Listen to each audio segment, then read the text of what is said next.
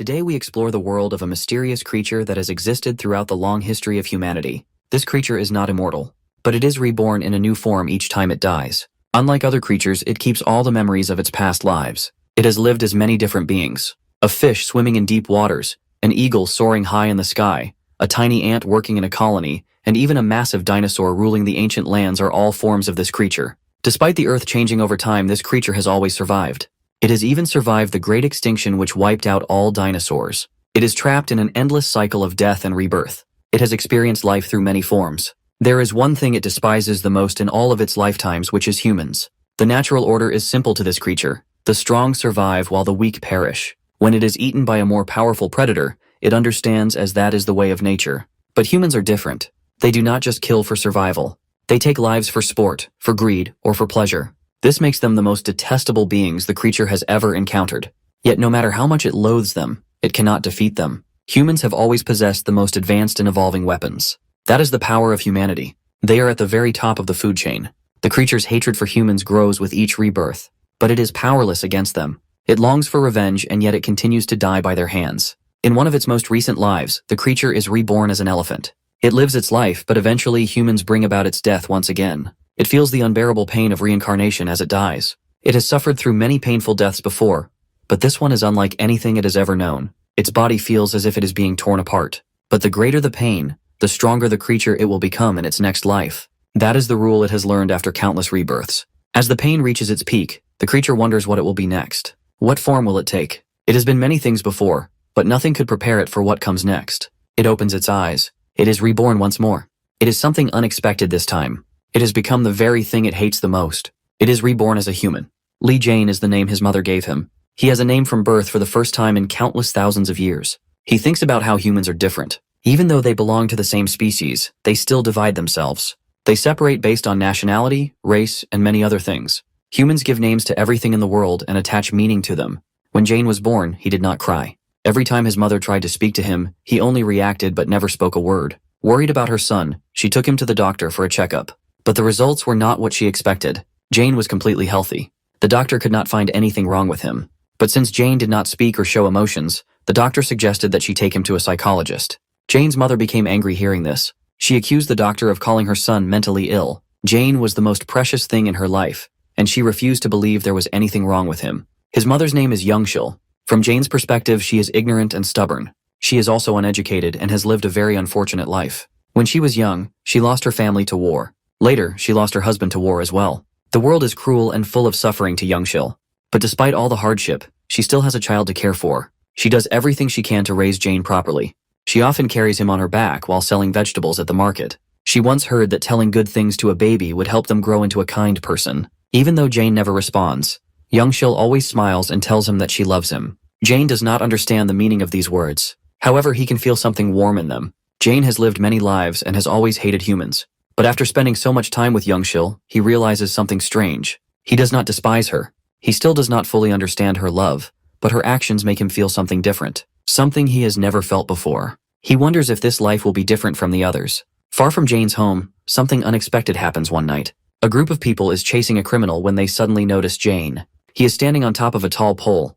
They are confused. How could a little child climb so high? But what happens next surprises them even more. Jane is testing his abilities, and the timing is perfect. He decides to use them against the criminals. These people are villains in his mind, so he does not hesitate. He thinks of frogs, and in an instant, he gains their abilities. He leaps down from the pole without fear, which shocks everyone. He does not speak a single word. Moving with the speed of a cheetah and the strength of a dinosaur, he takes down one of the criminals in the blink of an eye. At that moment, he realizes something important. In this life, he is different. He has been reborn with the strengths of all the creatures he has ever lived as. He does not know why he has this power, but he does know one thing for certain. This will be his final life. And knowing that brings him peace, because at last he will finally be able to die. The onlookers are in shock. Seeing a child kill someone with a single punch is beyond belief. It is something that should not be possible. Unable to stay calm, a detective reacts immediately. He attacks Jane without hesitation. Jane sees the punch coming, but he does not dodge. Instead, he lets it hit him. The force of the punch is strong, and Jane is knocked to the ground. Pain spreads through his body. But instead of being upset, he is curious. This pain teaches him something new about himself. He realizes that if he does not focus on using his abilities, he is just like any other human. He has no special powers without concentration. Now aware of this, Jane prepares himself. He knows that the detective will attack again. He decides to use his strength this time. He focuses and calls upon the toughness of a turtle. The detective throws another punch, but it has no effect this time. Jane does not even flinch. The detective looks confused, but before he can react, Jane fights back. With the strength of a chimpanzee, Jane grabs the detective's arm and twists it. The detective's hand is dislocated instantly. Jane does not stop there. With overwhelming power, he grabs the detective by the neck. If he squeezes any harder, the detective will die. But before Jane can do anything more, something unexpected happens. A gunshot echoes in the air. Jane feels a sharp pain in his body. He looks down and sees blood. A bullet has pierced him. He had no time to react, no way to defend himself. His vision darkens. His body feels weak. Before he knows it, he collapses. The criminal panics, believing he has just killed someone. Without looking back, he runs away in fear. The detectives stand frozen. They do not know what to do. In the end, they leave Jane behind and disappear into the night. As dawn approaches, Jane lies motionless on the ground. There is no one around him. His wound is deep. A bullet has pierced his organs. He might not survive. He might die here. But something strange happens. Jane's body begins to heal itself. His wounds close up on their own. His body regenerates completely. It is the instinct of a jellyfish. Jellyfish is a creature that can recover from injuries miraculously. Jane is alive. However, he does not feel happy about it.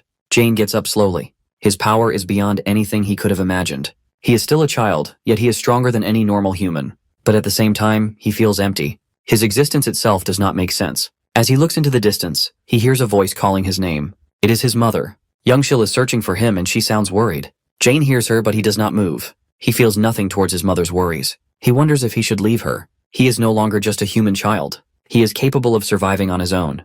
He could disappear and live by himself. But then, memories come rushing back. He remembers his mother's gentle hands. He remembers her warm smile. He remembers how she always told him that she loves him. He remembers her tears when she could not find him. Suddenly, he feels something new. He cannot bear to leave her. 4 days pass since Jane was shot, and since then he is wandering in the forest. He feels weaker than ever. His body collapses to the ground. He wonders what is happening. He wonders if it was due to something he ate. He thought humans could eat anything. He remembers eating birds, snakes, and rabbits.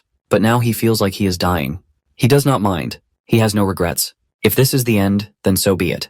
At that moment, he hears footsteps. Someone is running toward him. It is his mother. Youngshil sees him lying on the ground and rushes over. She holds him tightly in her arms. She cries as she embraces him. Her warmth surrounds him completely.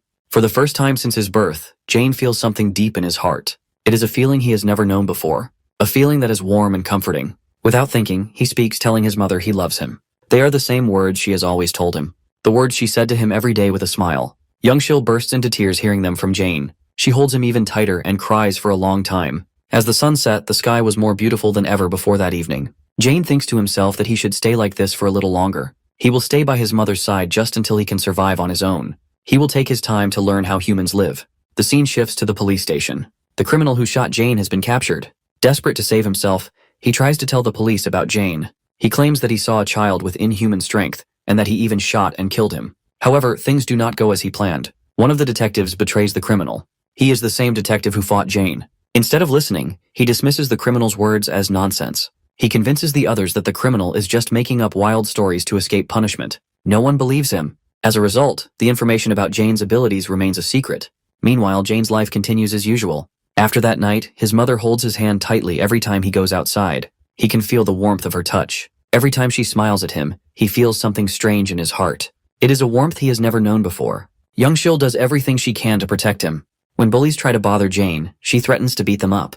When neighbors gossip about him, she confronts them without fear. When someone tries to take her selling spot at the market, she does not hesitate to argue or protest. No matter what happens, she always fights for her son. Jane watches her closely. He sees how much she struggles. He sees how she never backs down. Day after day, she stands against the world for him. With the passage of time, Jane slowly gets used to human life. His body adapts, and he begins to understand more about the way humans live. He starts to feel like he belongs. He asks his mother one day about the reason she fights every day. Youngshil looks at him and simply says that she fights to protect him. Jane realizes something painful. He has to leave, but he does not want to. He wants to stay by Youngshil's side forever.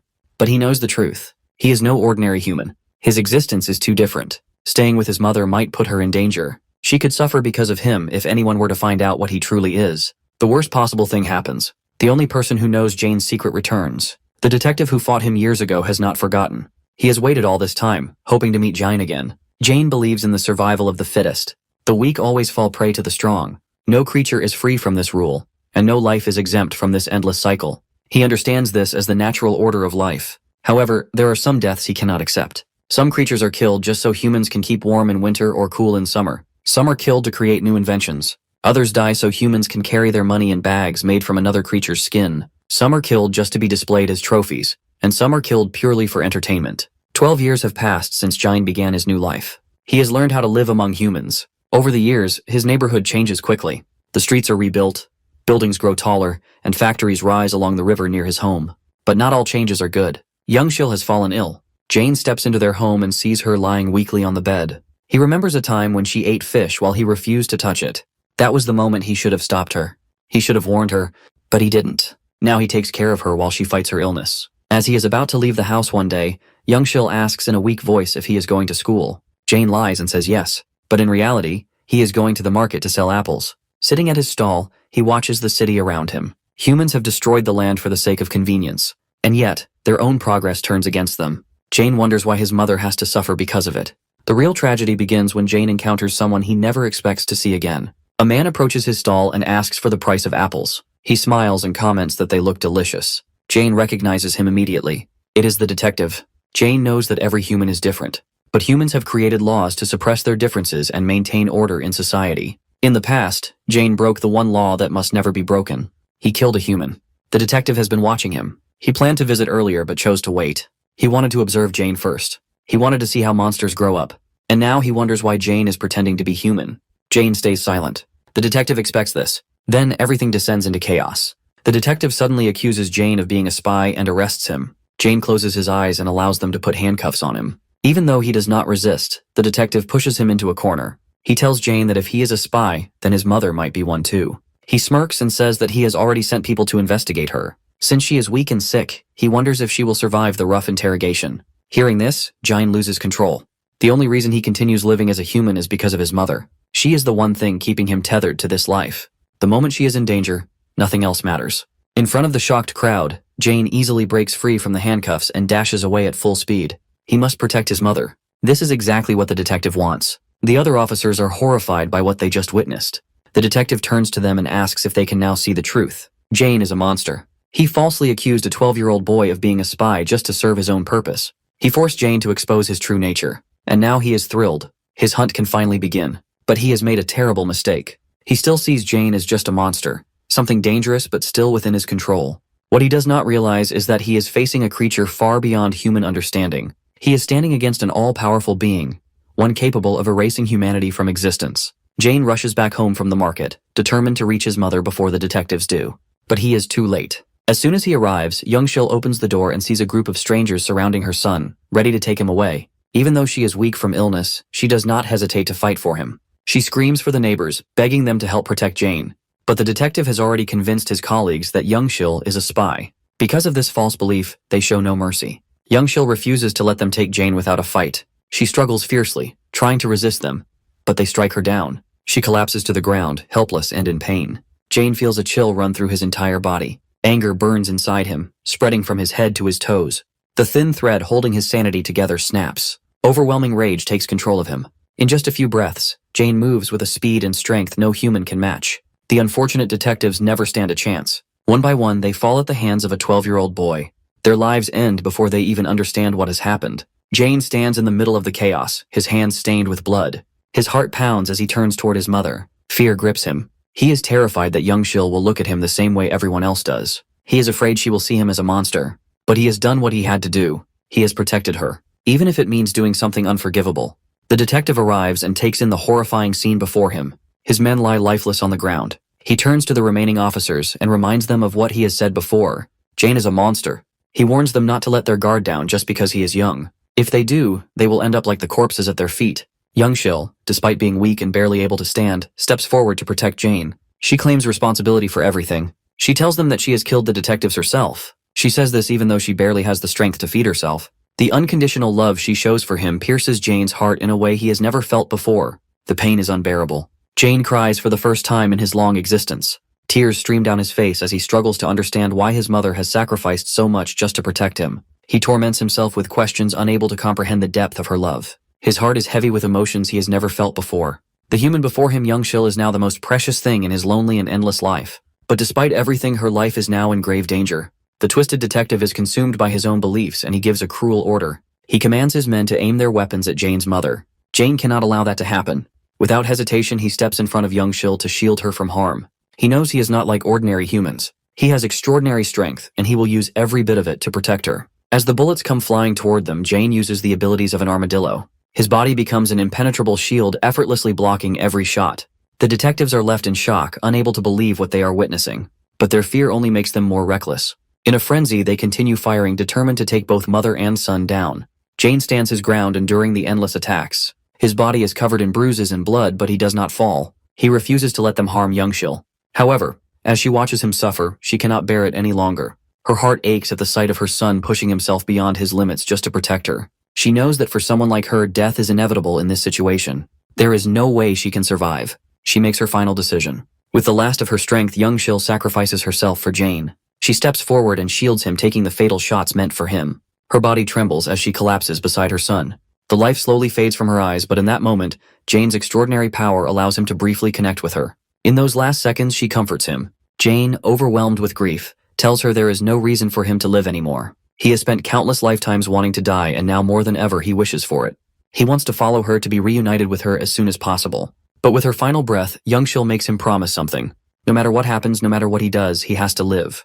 That is her last wish. After his mother's death, Jane believes there is no way he can live alongside humans. His existence only brings chaos to their world. He sees only two options ahead.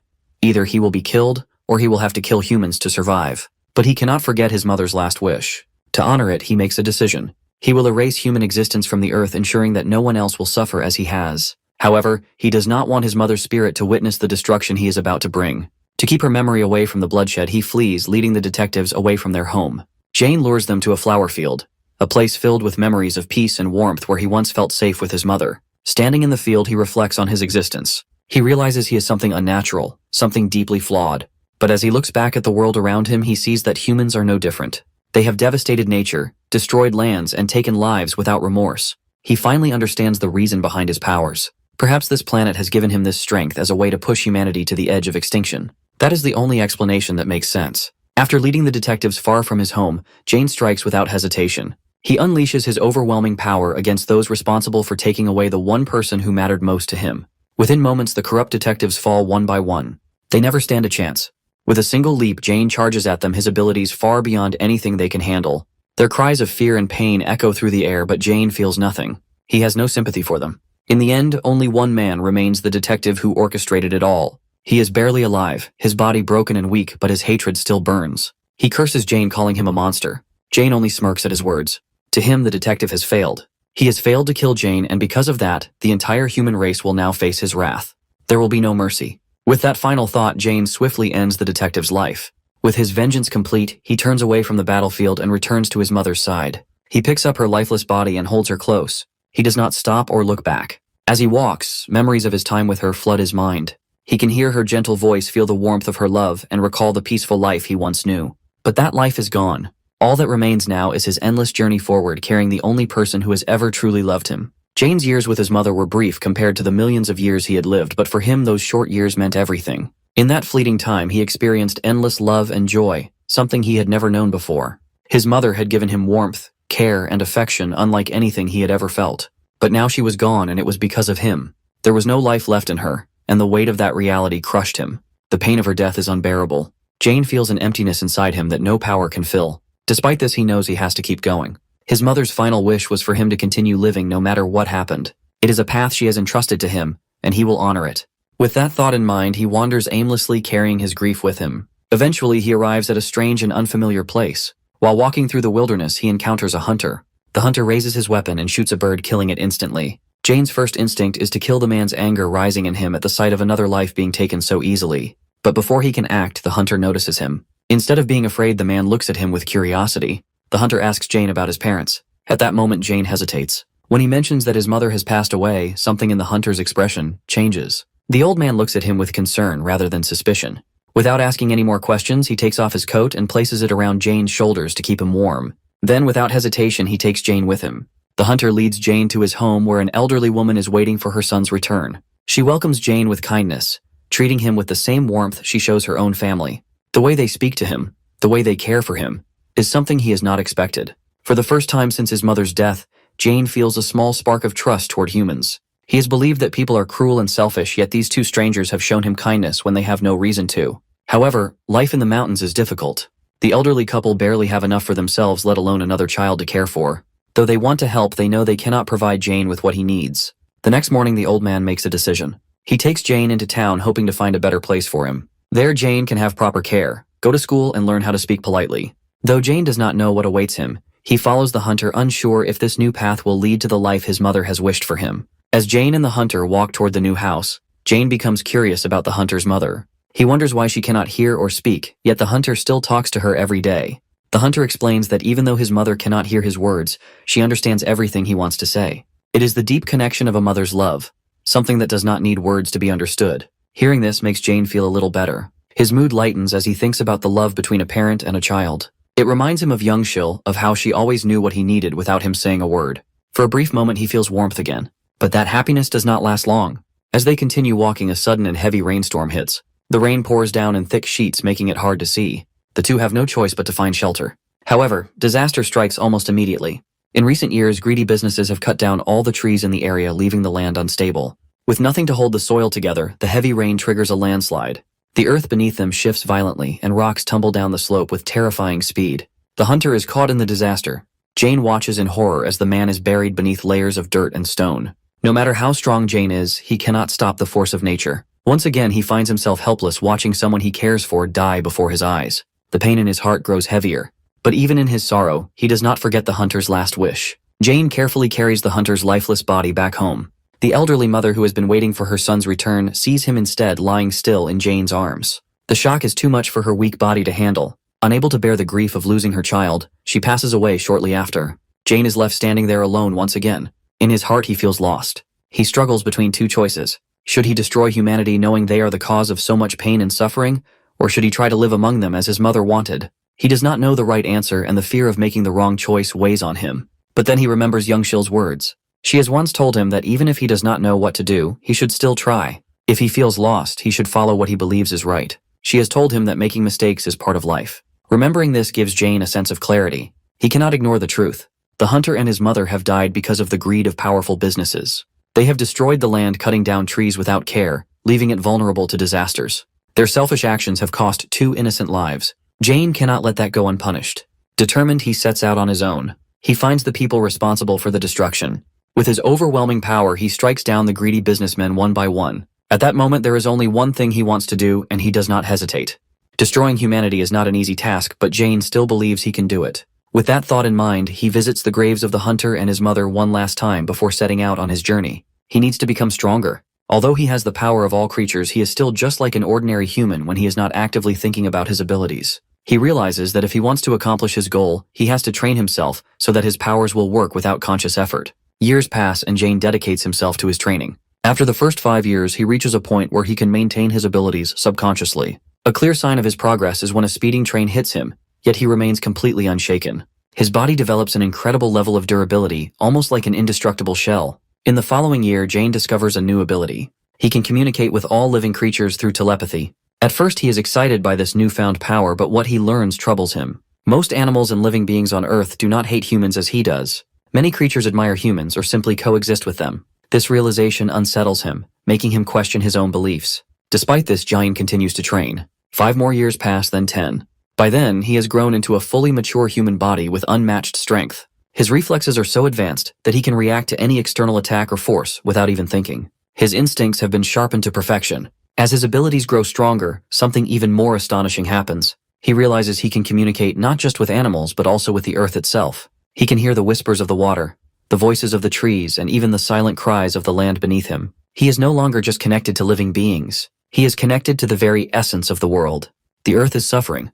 The water, the forests, and the land are all in pain, slowly dying due to the reckless destruction caused by humans. Jane can feel their agony as if it is his own. This connection deepens his hatred for humanity. 30 more years pass, and Jane's training has no limits. His abilities become so advanced that there is nothing he cannot do. He can combine different powers effortlessly, creating effects that seem impossible. He has become a force beyond human comprehension, capable of shaping the world itself. Now Jane has the power to destroy all humans whenever he wants. By transferring heat deep into the ground, applying pressure, and repeating the process multiple times, he can create a massive earthquake that will split the earth apart. With his current strength, he can generate an earthquake so intense that all 6 continents will be affected. The land will crack and break apart, dividing into smaller pieces, and nearly half of the continents will sink into the ocean. If that happens, Jane believes no human will be left alive after such a catastrophe. Jane plans to unleash this destruction, but he hesitates. He remembers not only the cruel and selfish humans, but also those like his mother and the kind hunter. People like them make him reluctant to carry out his plan. He has been alone for 47 years, filled with anger and sorrow, yet something inside him tells him not to rush.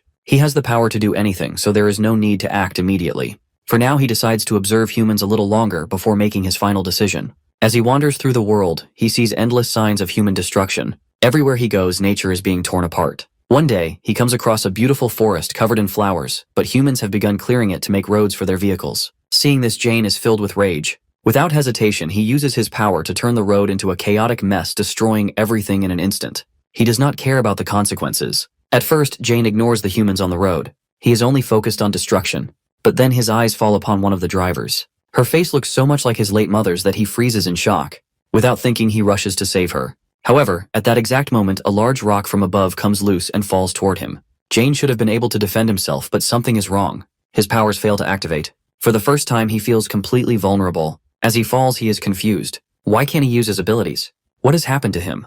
The moment he sees the stranger's face, something inside him shifts. He loses control. His mind goes blank, and in that instant, the falling rock strikes his head. The impact is devastating. Jane has never thought it is possible, but this single moment of weakness nearly costs him his life. Everything fades to darkness. He truly believes he is going to die. However, when he finally regains consciousness, he is no longer the same. He has survived after undergoing a complex head surgery, but something is missing. His memories. Most of his past is gone, leaving only vague fragments. He cannot remember his purpose, his rage, or his pain.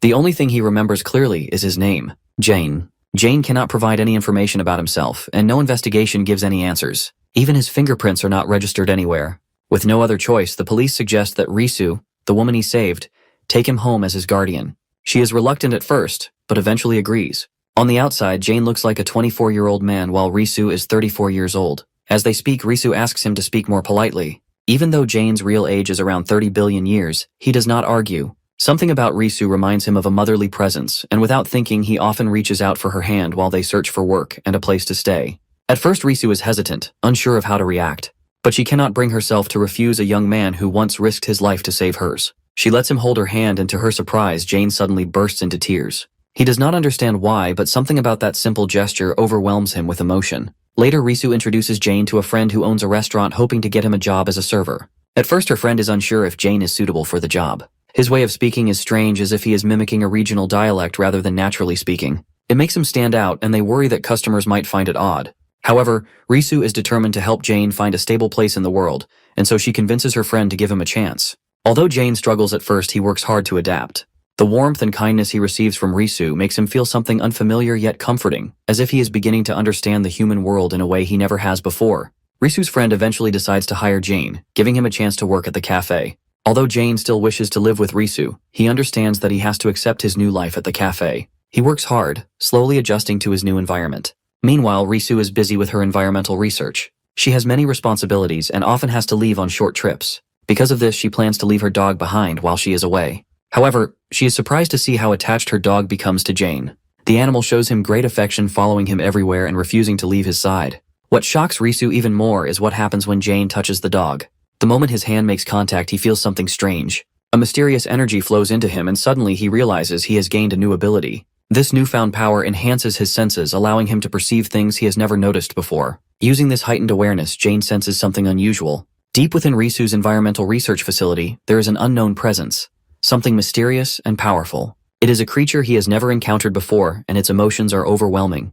The strongest feeling it emits is pure hatred toward humans. Jane has no idea what this creature is, but he can tell that it is dangerous. Curious and slightly uneasy, Jane wonders what secrets are hidden within Risu's research. Something about this creature feels different, and he cannot shake the feeling that it will soon change everything. At Risu's workplace, researchers study hydra organisms. These tiny creatures have an incredible ability to regenerate their entire bodies from small pieces, similar to how cancer cells grow uncontrollably. The scientists try to develop a special protein that can stop this regeneration process, hoping to use it as a cure for cancer. The Earth is designed to function in balance. From the smallest plankton to the largest animals, every living being has a role in maintaining harmony. Instincts guide all creatures from birth, ensuring their survival. A newborn baby knows how to drink milk from its mother, and a baby bird instinctively breaks out of its shell. These natural actions are not learned through experience, but are built into life itself. All creatures on Earth are connected through the cycle of life and death. This cycle keeps the planet stable. Take plankton, for example, one of the smallest organisms on Earth. Plankton are a vital food source for many animals and play a major role in cloud formation.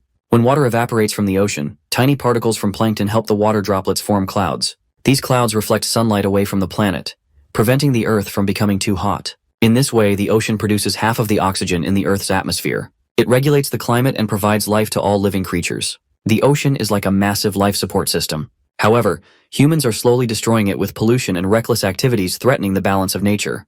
Recently, the research facility discovers a new species of hydra which they name steer. This creature has the same regenerative ability as other hydra, but it is unlike anything they have seen before. The scientists treat it like any other test subject, unaware of its true nature. However, steer has a powerful survival instinct, and that instinct poses a threat to humanity. Right now, there are two unique beings on Earth with the potential to change everything. One of them is Steer, trapped inside a laboratory. The other is Jane, a being who has forgotten his past. Neither humans nor the researchers have any idea that these two forces are about to collide. Jane is slowly adjusting to life at the cafe. Since he is still learning how to interact with people, the cafe owner suggests that he read some of the books available there. Most customers rarely touch them, so Jane has plenty of time to read. Under the owner's guidance, he quickly picks up the skills needed to serve customers. Thanks to his good looks, Jane attracts many people to the cafe. More and more customers start visiting, which causes the cafe's revenue to rise sharply. Risu's friend, who owns the place, is very pleased with his performance.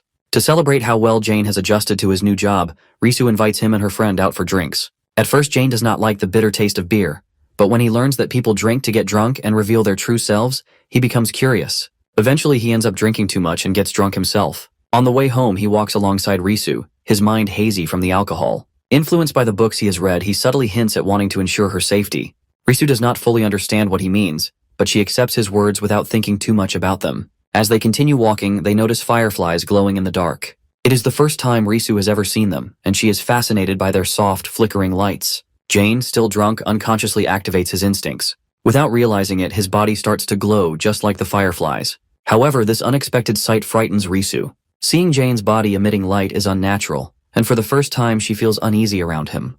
Risu panics and runs away without noticing that there is no path ahead. She loses her footing and falls into a ravine.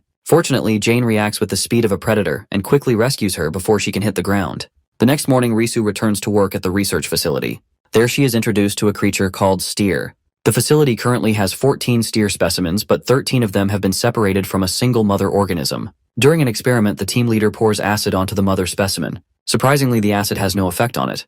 However, even though the other 13 specimens are not directly touched, they all react at the same time. This strange occurrence leaves the researchers puzzled.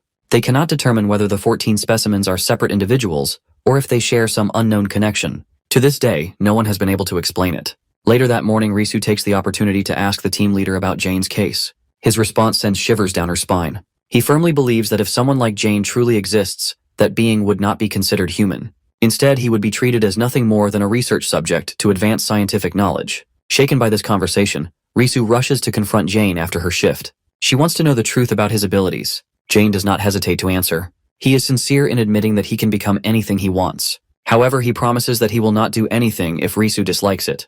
At that moment, Risu asks him another question. If he can become anything, what does he plan to do with the memories he still has? Without thinking, Jane responds instinctively. He says that he will wipe out humanity. Risu is left speechless, completely overwhelmed by his words. Despite Risu's unexpected reaction, John cannot even recall what he has just said a few seconds ago. This leaves Risu feeling extremely confused. She cannot understand the true nature of the person standing in front of her. Determined to find answers, she hands Jane a contract. From that moment on, he will become her research subject. Jane is not forced to sign it, but he agrees without hesitation. This marks the beginning of a long and exhausting night for him. During Risu's experiments, he endures various tests and procedures which leave him completely drained. The next morning, Jane struggles to keep up with his usual duties at the cafe. His exhaustion is evident when he meets the cafe owner, who notices his tired expression. Meanwhile, Risu is busy analyzing the biological data she has collected from him. After running multiple tests, her colleagues conclude that Jane is just an ordinary young man. Their analysis shows nothing unusual about his body or DNA. However, Risu cannot accept this result. She has witnessed things about Jane that defy human understanding. Revisiting all the strange incidents involving him, she is certain that he is not a normal human being. Unlike her colleagues, she refuses to see him as just another test subject bound by human logic. Still struggling to understand his true nature, Risu walks past the laboratory containing the steer specimens while carrying a vial of Jane's blood.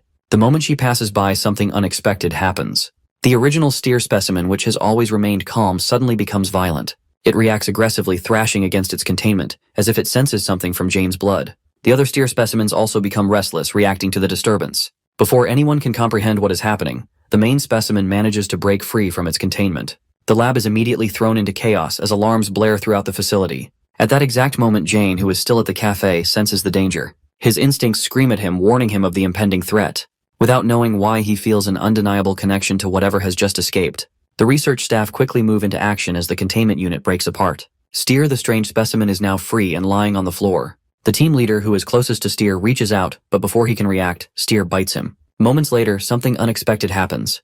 Steer suddenly dies for no apparent reason. Even though the mother specimen is dead, the other Steer specimens remain completely unaffected. However, the team leader, who has been bitten, starts convulsing violently. His body shakes uncontrollably before he collapses unconscious. Hearing the commotion, Risu rushes into the room, still holding the blood vial she has collected from Jane. As soon as she steps inside, the team leader's body moves unnaturally, as if something else is controlling him. Without warning, he lunges at her in a sudden attack. Fortunately, Jane arrives just in time. Without hesitation, he knocks the team leader unconscious before he can harm Risu. Wasting no time, Jane swiftly carries the unconscious man and rushes him to the hospital for emergency treatment. Later, when Risu asks Jane how he knew where she was, he struggles to explain. He has no clear answer. He only knows that something inside him told him she was in danger. One thing is certain: her workplace is far more dangerous than she realizes. Meanwhile, the team leader remains unconscious in the hospital, but his body shows signs of something unnatural. It seems that he is still being controlled by Steer, even though the mother specimen is dead. To make matters worse, another coworker, who has only suffered a small scratch from the team leader, also begins showing similar symptoms. Jane, now fully aware of the growing danger, urges Risu to stay away from her workplace. He knows that whatever is happening inside that lab is beyond human understanding, and it is no longer safe for her to be there. Jane takes Risu's hand and leads her away. He cannot clearly explain why her workplace is dangerous, but Risu decides to trust him. She agrees to resign not because she fully believes his words, but because of the biological test results she has previously analyzed. Although Jane appears human, his senses are much sharper than normal. That is reason enough for her to follow his instincts. There is another thing she notices. Besides caring for her, Jane seems to have a deep dislike for other people. She does not understand why, but it makes her even more curious about him. She decides to spend more time observing him and figuring out what is hidden beneath his cold attitude. Meanwhile, the head of the research team is struggling with his own situation. His consciousness fades in and out unpredictably. Sometimes he feels like himself, and other times something else seems to take over. According to the doctors, there is nothing physically wrong with him, but when he is fully aware, he knows something unnatural is happening. The only possible explanation is Steer. Determined to uncover the truth, he makes up his mind to return to the lab. Inside the laboratory, another researcher who has been injured earlier is unaware of a small but alarming event. He has just been bitten by a mosquito. It is a tiny moment, yet it could mean something much worse. If Steer's influence can spread, this could be a terrible sign of what is coming for humanity. Back with Jane and Risu, she confronts him about his views. She tells him that with the way he speaks and acts, he could very well cause humanity's extinction. She is certain that before losing his memory, Jane has encountered something that shaped his hatred for humans. However, she does not care much about that. She too dislikes humans in many ways. What truly makes her curious is why Jane treats her differently. He is cold to almost everyone, yet he shows special affection toward her. When she asks him about it, he cannot give her a clear answer. The only thing he knows for sure is that he likes being around Risu. Jane decides to show Risu his abilities right away. She is shocked to see that all the marine creatures move according to his will. But it is not just the living organisms. He can control the entire ocean itself. Jane suddenly asks her if she wants to ride. Risu is confused about what he means, but before she can ask, he grabs her arm. The water beneath them rises, lifting them into the air. They are riding on the ocean itself. At first, Risu is terrified, but Jane reassures her. He tells her that the earth and the wind are always by her side. If she can just feel them, nothing will be scary anymore. True to his words, once Risu lets go of her fear and embraces the experience, she feels something amazing. Instead of being afraid, she is thrilled by this new world Jane has shown her. Meanwhile, the head of the research team is still lying in bed. However, he is certain of one thing. Steer's main body is still inside him. It is using his nervous system to spread its influence, connecting with more and more people. He can feel the number growing rapidly, and it frightens him. Risu knows Jane is dangerous. She still does not know his past, but despite that, she sees him differently. As his guardian, she believes her purpose is to protect him, just like she wants to protect the earth from harm. When Jane hears her say this, he feels a deep happiness. He realizes that even if he gets his memories back, there is no longer a reason to destroy the world. If the person he loves wants to protect it, then so will he. But while Jane and Risu are finding peace, something much darker is happening elsewhere. The people Steer has infected are unknowingly acting as its hosts. They are sending signals back to the main body still inside the head researcher. And the message Steer receives is clear: the complete annihilation of humankind. To prevent human extinction, the head of the research team returns to the base and dismisses most of the staff. He also prohibits the remaining workers from entering his office. Inside his private room, he gathers all the information he has before he fully loses control to Steer. His records show that about 280,000 people are already connected to and controlled by Steer. Knowing his time is limited, he creates a folder to document everything before he completely loses himself. Soon after, his consciousness begins to break under the overwhelming influence of Steer. His thoughts turn darker, and he starts to see humanity as the enemy. It becomes impossible for him to tell whether he is controlling the infected or if they are controlling him. In his distorted mind, humans are now a disease that needs to be wiped out, and he believes he is the one chosen to create a new world. At the same time, the United States introduces a new environmental policy known as the Green Accord, designed to protect nature and in turn humanity itself. However, the head of the research team has already fallen too deep under Steer's influence. Instead of supporting the policy, he uses his ability to command the infected people to eliminate those who back it. With a simple order, he can make them obey his will, even forcing them to take their own lives. But his reign of terror does not last long. Jane quickly finds his location. The reason Jane discovers the threat is because of a mosquito acting strangely when it tries to bite Risu. His instincts immediately warn him of the danger he has been sensing for some time. He knows something is wrong. Initially, the head researcher still retains some of his own consciousness, but his mind has become twisted. However, as soon as Jane appears, Steer's main body completely takes over him, leaving no trace of his original self. Now the battle between the two most powerful creatures on the planet has officially begun. Previously, when Jane attacked, Steer remained silent, as it had not yet been strong enough. But now things are different. After failing to convince Jane to help exterminate humanity, Steer takes action. It commands the infected people to attack him.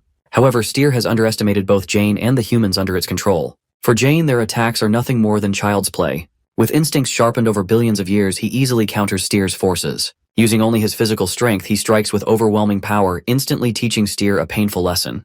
Jane quickly knocks Steer out and throws the human body it is controlling high into the sky. Then, like a toy, he tosses it down into a nearby deserted area. However, as long as Steer remains inside the research team leader's body, it cannot be killed. After that, Jane continues to land several powerful blows on Steer. But no matter how much damage he inflicts, the injuries heal almost instantly. Steer even attempts to invade Jane's cells, but it fails. It cannot understand how Jane's pure power is able to resist something that has the ability to control all living creatures. Realizing this, Steer changes its approach and commands the infected creatures in the area to attack Jane all at once. But the outcome does not change. With just a small force of energy, Jane makes the attacking creatures collapse before they can even reach him. Steer's body is sent flying into the sky again, and this time Jane delivers a powerful punch. The impact tears a massive hole into the side of the human body Steer is controlling. At this point, Steer finally realizes that a direct fight against the powerful being in front of it is impossible. However, that does not matter, because Steer now knows Jane's weakness. Steer has discovered Jane's fatal weakness, or at least the weakness of the version of Jane that lacks his full memories. Knowing exactly what to do next, Steer quickly summons a flock of crows. However, instead of attacking Jane, the birds fly past him and target Steer's own host. By doing this, Steer transfers its main body into one of the crows, leaving the head of the research team gasping for breath. With Steer's ability to regenerate finally exhausted, the weakened researcher tries to tell Jane about the important folder he has created. Unfortunately, Jane is not paying attention. His only concern at that moment is ensuring Risu's safety. Meanwhile, at the cafe, the owner Dawu suddenly loses control of herself. Without realizing it, she starts choking Risu. Although she briefly regains awareness and tells her to run, Risu hesitates, unable to understand what is happening. Outside the cafe, a crowd of controlled individuals has gathered. Their goal is to make Risu Steer's new host. Luckily, Jane arrives just in time and saves Risu once again. Even though he regrets it, he is forced to attack the cafe owner in order to protect her. At the same time, across the world, many people start experiencing strange neurological symptoms. The government classifies it as a possible infectious disease and launches an investigation to determine the cause. Those with mild symptoms report something even more alarming. They claim they are receiving strange words and images in their minds. The person they keep seeing in these images is a long-haired Korean woman. All of them have the same compulsion. They are being urged to bite or scratch that woman. Experts studying the new disease state that its first symptoms are mild muscle contractions starting from the arm and gradually spreading until the entire body moves involuntarily. They name this condition wave. In a small corner of the internet, a live streamer is broadcasting when his friend, who is among the first to be infected, appears on camera. At first, the streamer believes his friend is just acting for views, but to his shock, he realizes that his friend is truly being controlled by Steer. Along with many others who are also infected, his friend is heading directly toward Risu's location. Meanwhile, Jane and Risu find themselves surrounded by infected people approaching from all directions. Although Jane is incredibly powerful and cannot be defeated, he finds it difficult to protect his friend while dealing with the overwhelming number of controlled individuals. When he prepares to use force to defend himself, Risu stops him. Since he has no other choice, Jane carries Risu on his back and flees from the pursuing crowd. After escaping, Jane finally explains everything to Risu. He tells her that Steer has taken control of the head of the research team and is responsible for everything she has just witnessed. Additionally, to protect Risu, he has been forced to kill her boss, even though she does not want to be involved in such violence. However, Risu is horrified by how indifferent Jane seems after taking a life. She becomes furious, unable to understand how he can act so casually after killing a person. Her frustration leads her to reject Jane's help. She wants to investigate the situation on her own. But as an ordinary person with no special abilities, she is immediately in danger.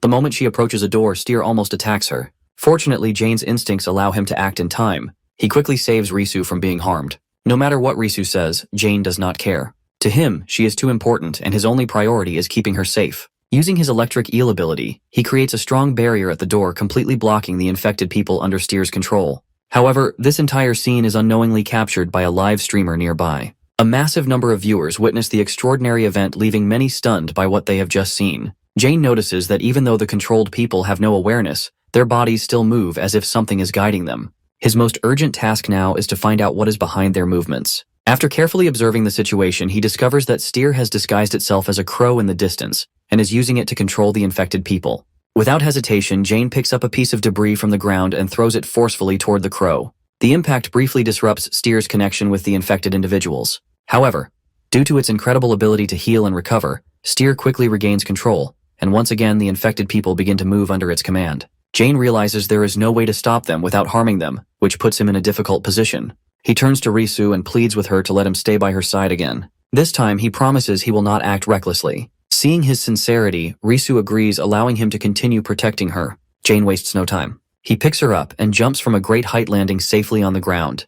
This entire scene is captured on video, and soon it spreads everywhere. Meanwhile, at the Blue House, the president of South Korea is in an important meeting with his advisors. They update him on the wave crisis, explaining that they still have not identified patient zero and need more time to investigate. The president, growing impatient, angrily demands results.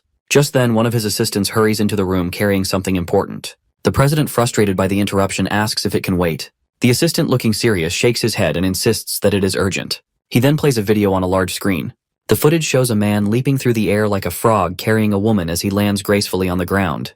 The president frowns and asks if it is from a movie. The assistant shakes his head and explains that he too thought it was fake at first. However, after reviewing security footage and multiple sources, he confirms that it all happened in real time. Not only that, but the video is spreading across the entire nation with millions of people watching. In another part of the country, a high-ranking general also sees the footage. The moment she lays eyes on Jane, she immediately recognizes him. Her expression darkens, and without hesitation, she calls him a monster. Her father, a detective, had investigated Jane many years ago and died during the case. Seeing Jane again brings back painful memories and confirms her suspicions that he is no ordinary human. Back with Risu, the situation suddenly takes a tragic turn. Jane, who has been focused on external threats, fails to notice a crow sneaking up behind them. Before he can react, the bird attacks Risu, injuring her hand. When Jane finally turns around, he sees the dead crow lying on the ground and the wound on Risu's hand.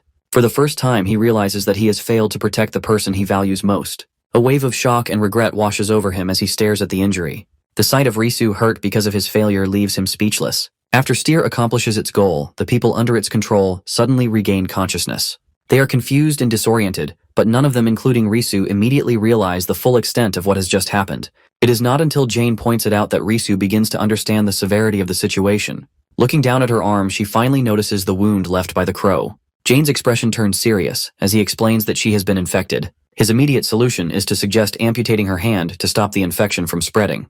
The thought alone sends a wave of fear through Risu, and she quickly refuses. She cannot bring herself to accept such a drastic measure. Seeing her reaction, Jane falls silent, unsure of what to do next. Meanwhile, the government's investigation agency continues to dig deeper into the outbreak. Their findings lead them back to Risu's research facility where everything began. After thorough analysis, they confirm that Steer is the cause of the entire disaster. The turning point comes when the agency's leader accesses a folder left behind by the head of the research team. Inside, they find crucial information detailing Steer's evolution, complete with specific timelines and research notes. The documents reveal the terrifying truth. Steer has the ability to connect with and control all living creatures. However, the folder also contains something even more important. a potential way to defeat Steer. According to the research notes, the only way to stop Steer for good is to locate its true host body and destroy it. This discovery gives the agency a clear objective, marking a crucial step in their fight against the growing crisis. Back with Jane and Risu, tension fills the air. Jane is still deeply concerned about Risu's infection, but she is not ready to make any rash decisions. With a determined look in her eyes, she turns to Jane and questions him, asking what the point is in cutting off her arm. She is not willing to give up so easily. Jane and Risu have no idea that the government is after them. They return to the laboratory hoping to find a solution. However, as soon as they arrive, they are met by the state military who have been stationed outside the gates. Their images have already been reported to the Intelligence Bureau, and the order is given to arrest them immediately. Jane, furious at being treated like a criminal, is on the verge of attacking the soldiers. The military prepares to use force, ready to suppress him if necessary. The situation is about to spiral into chaos, but Risu quickly steps in to prevent a disaster. She convinces Jane to stand down and let them be taken in without a fight. Respecting her wishes, he reluctantly allows himself to be arrested, and both are taken away separately. Risu, suspected of being infected, is transferred to a government laboratory for testing. Meanwhile, Jane is handcuffed and taken to meet Kim Seon-young, the head of the Ministry of Defense. During their conversation, Seon-young brings up her father, a former detective who disappeared years ago while investigating a mysterious entity he believed to be a monster. However, Jane has no memory of this. He shows no interest in the story and repeatedly demands to know where Risu has been taken. Before Seon-young can continue, a messenger enters the room with urgent news. Risu's test results have come back positive. Seon-young turns to Jane and coldly informs him that they have found a solution to the virus by identifying and eliminating those who are infected. Jane immediately senses something is wrong. His anger explodes and he breaks free from his restraints. Furious, he demands to know what they have done to Risu. But Seon-young remains calm, explaining that it is the only way to protect humanity. For Jane, however, the entire world boils down to just one person, Risu. Enraged, he punches the bulletproof glass, separating them, ready to attack. But Seon-young is not afraid. Instead, she reaches into her pocket and pulls out a photograph. It is an old picture of Jane and his mother. She points out that despite the years that have passed, he looks exactly the same as he does in the photo. As soon as he sees the image, something inside Jane shifts. Memories he has long forgotten come rushing back. He sees the moment he is born, the times he laughs with his mother, and the day he tells her that he loves her. Then the memories darken, showing him the pain, the suffering, and the tragic moments that follow. The overwhelming flood of emotions is too much. Jane, who has never shed a tear, suddenly finds himself crying uncontrollably. From this point on, humanity's arch-enemy has officially returned. On another front, Seon-young submits an official request to the president outlining the threat posed by Steer. She emphasizes its rapid spread and the danger of its ability to control humans. To protect humanity, she proposes eliminating Risu, the current host of the virus. The president hesitates at first, struggling with the idea of taking an innocent life. However, when faced with the reality that sacrificing one person could save millions, he makes his decision. After much deliberation, he approves Seon-young's request. Meanwhile, Risu remains unaware of the government's decision. She is in a precarious situation, completely oblivious to the fact that her life has just been marked for termination. Jane, on the other hand, has undergone a drastic transformation. With his memories fully restored, his entire attitude changes. The emotions he once suppressed come rushing back, and the pain of his mother's death resurfaces. Now, instead of focusing on saving Risu, he becomes consumed by a desire for revenge. To him, killing the detective responsible for his past suffering is nothing more than justice. When Seon-young hears his words, she responds with sarcasm. She admits that she doesn't even remember her father's face anymore. To her, national security is more important than personal revenge. But Jane doesn't care about her opinions or her reasoning. He has only one goal at that moment: to get his hands on the photograph of his mother. Jane makes his intentions clear. He warns Seon-young that if she hands over the photo willingly, he won't kill her. However, Seon-young is stubborn and refuses to comply. Instead, she questions what he will do if she chooses not to cooperate. In response, Jane raises his hand and delivers a powerful punch. The force of the blow creates a hole in the wall, shattering through multiple walls beyond it. The entire building shakes from the impact. Seon-young immediately realizes the danger she is in. Witnessing Jane's raw power firsthand, she knows that defying him could cost her life. Understanding that she has no choice, she reluctantly hands over the photograph. As Jane turns to leave, Seon-young can't help but wonder if he is going to save Risu. However, his response is cold and emotionless. He states that it is just one more death added to the tally. The life of a single person means nothing to him anymore. His true goal has already been decided. He intends to wipe out humanity completely. Jane walks away without a care, leaving behind a scene of horror. The bodies of those he has killed lay scattered, and yet not a single person dares to step forward and stop him. Fear grips everyone who witnesses the massacre. Meanwhile, back in Seon-young's office, the loud sounds of destruction draw the attention of her subordinates. They rush inside, expecting the worst, only to find Seon-young unharmed but visibly shaken. The terrifying display of Jane's strength has left her trembling. Without hesitation, she orders her team to raise the national security alert to the highest level. Jane is no longer just a threat. He has become the greatest danger to the country. At the same time, Risu faces her impending execution. She is told that her infection makes her a danger to humanity, and that eliminating her is the only way to prevent further disaster. The weight of this realization hits her hard, but after much struggle she reluctantly accepts her fate. Since she has agreed to cooperate, she is promised a painless death, one that will feel like falling into a peaceful sleep. However, deep inside a part of her resists this fate. There is something inside her that does not agree with simply surrendering to death. Elsewhere, Dawoon has been searching for Jane, growing more and more worried. She hasn't been able to contact Risu all night, and that only makes her fear the worst. But just as she is about to ask Jane for help, a sudden and terrifying sight appears before her. Military forces surround them, armed with guns and even tanks aiming directly at them. At the same time, back in the research facility, Risu's body suddenly moves on its own. Steer, the parasite inside her, has taken control. With precise and calculated actions, it injects something into one of the researchers. The exact purpose is unknown, but it is clear that Steer is working to find a way to escape. When Risu regains consciousness, she is horrified by what she has done. However, despite her fear, she manages to stay composed, trying to make sense of the situation. While Risu struggles to understand what is happening to her, Dawoon faces her own crisis. What has started as a quiet moment is now a battlefield. Surrounded by military forces, Dawoon can do nothing but tremble in fear. She clings to her French lion, her mind racing as gunfire erupts around her. Jane stands nearby, watching everything unfold. His original goal has never changed. He still intends to wipe out humanity. Yet seeing Dawoon in danger stirs something inside him. He remembers the joyful moments he has shared with her, and more importantly with Risu. That feeling of nostalgia turns into regret, and for the first time in a long while, Jane hesitates. The hesitation, however, does not last long. When the military begins firing at him, Jane acts instantly. He steps in front of Dawoon, shielding her from the attacks. Despite the barrage of bullets and the powerful blasts from the tanks, Jane remains completely unscathed. Not a single scratch appears on his body. The soldiers, expecting to take him down instead, watch in horror as he stands there unharmed. Jane has no intention of letting his friend die. Even if his ultimate goal remains unchanged at this moment, he will do whatever it takes to protect Dawoon. Jane knows that Risu is nothing like his mother, yet he still feels the need to protect her. As the military scrambles in fear, he turns to Dawoon and asks if she wants to go with him to find Risu. Unlike Jane, who remains emotionless, Dawoon is overwhelmed by fear. She struggles to find an answer, her body shaking uncontrollably. Death is all around them, and she can barely process what is happening. Seeing her hesitation, Jane calmly explains the situation. He tells her that the government has decided to kill both him and Risu to protect the rest of humanity. He then asks her if she believes this decision is justified. But Dawoon, already in tears, cannot comprehend his words. Her mind is frozen with terror. She does not answer. The military commander, determined to stop Jane, gives the order for another round of gunfire. However, before a single shot can be fired, Jane instantly stops them. In a flash, he grabs the commander by the mouth and lifts him off the ground. To Jane, the idea of sacrificing others for the so-called greater good is nothing but hypocrisy. He believes that sacrifice should be a choice, not something forced upon someone by those in power. In the end, it is the strong who decide what happens. And now Jane decides the fate of humanity. Without hesitation, he crushes the commander in his grip. A gentle breeze blows through the battlefield, but in reality, it is Jane's power wiping out everything in his path. Buildings collapse, the earth shakes, and the remaining soldiers are erased in an instant. Dawoon watches in horror, unable to look away. The destruction unfolds before her, leaving nothing but silence in its wake. Above the battlefield, reporters struggle to describe the destruction caused by Jane's hands. Their voices shake as they narrate the horrifying scene below. The government has deployed elite forces, soldiers trained to handle the most dangerous individuals. Yet within moments, they are all wiped out. The sheer ease with which Jane erases them terrifies everyone watching.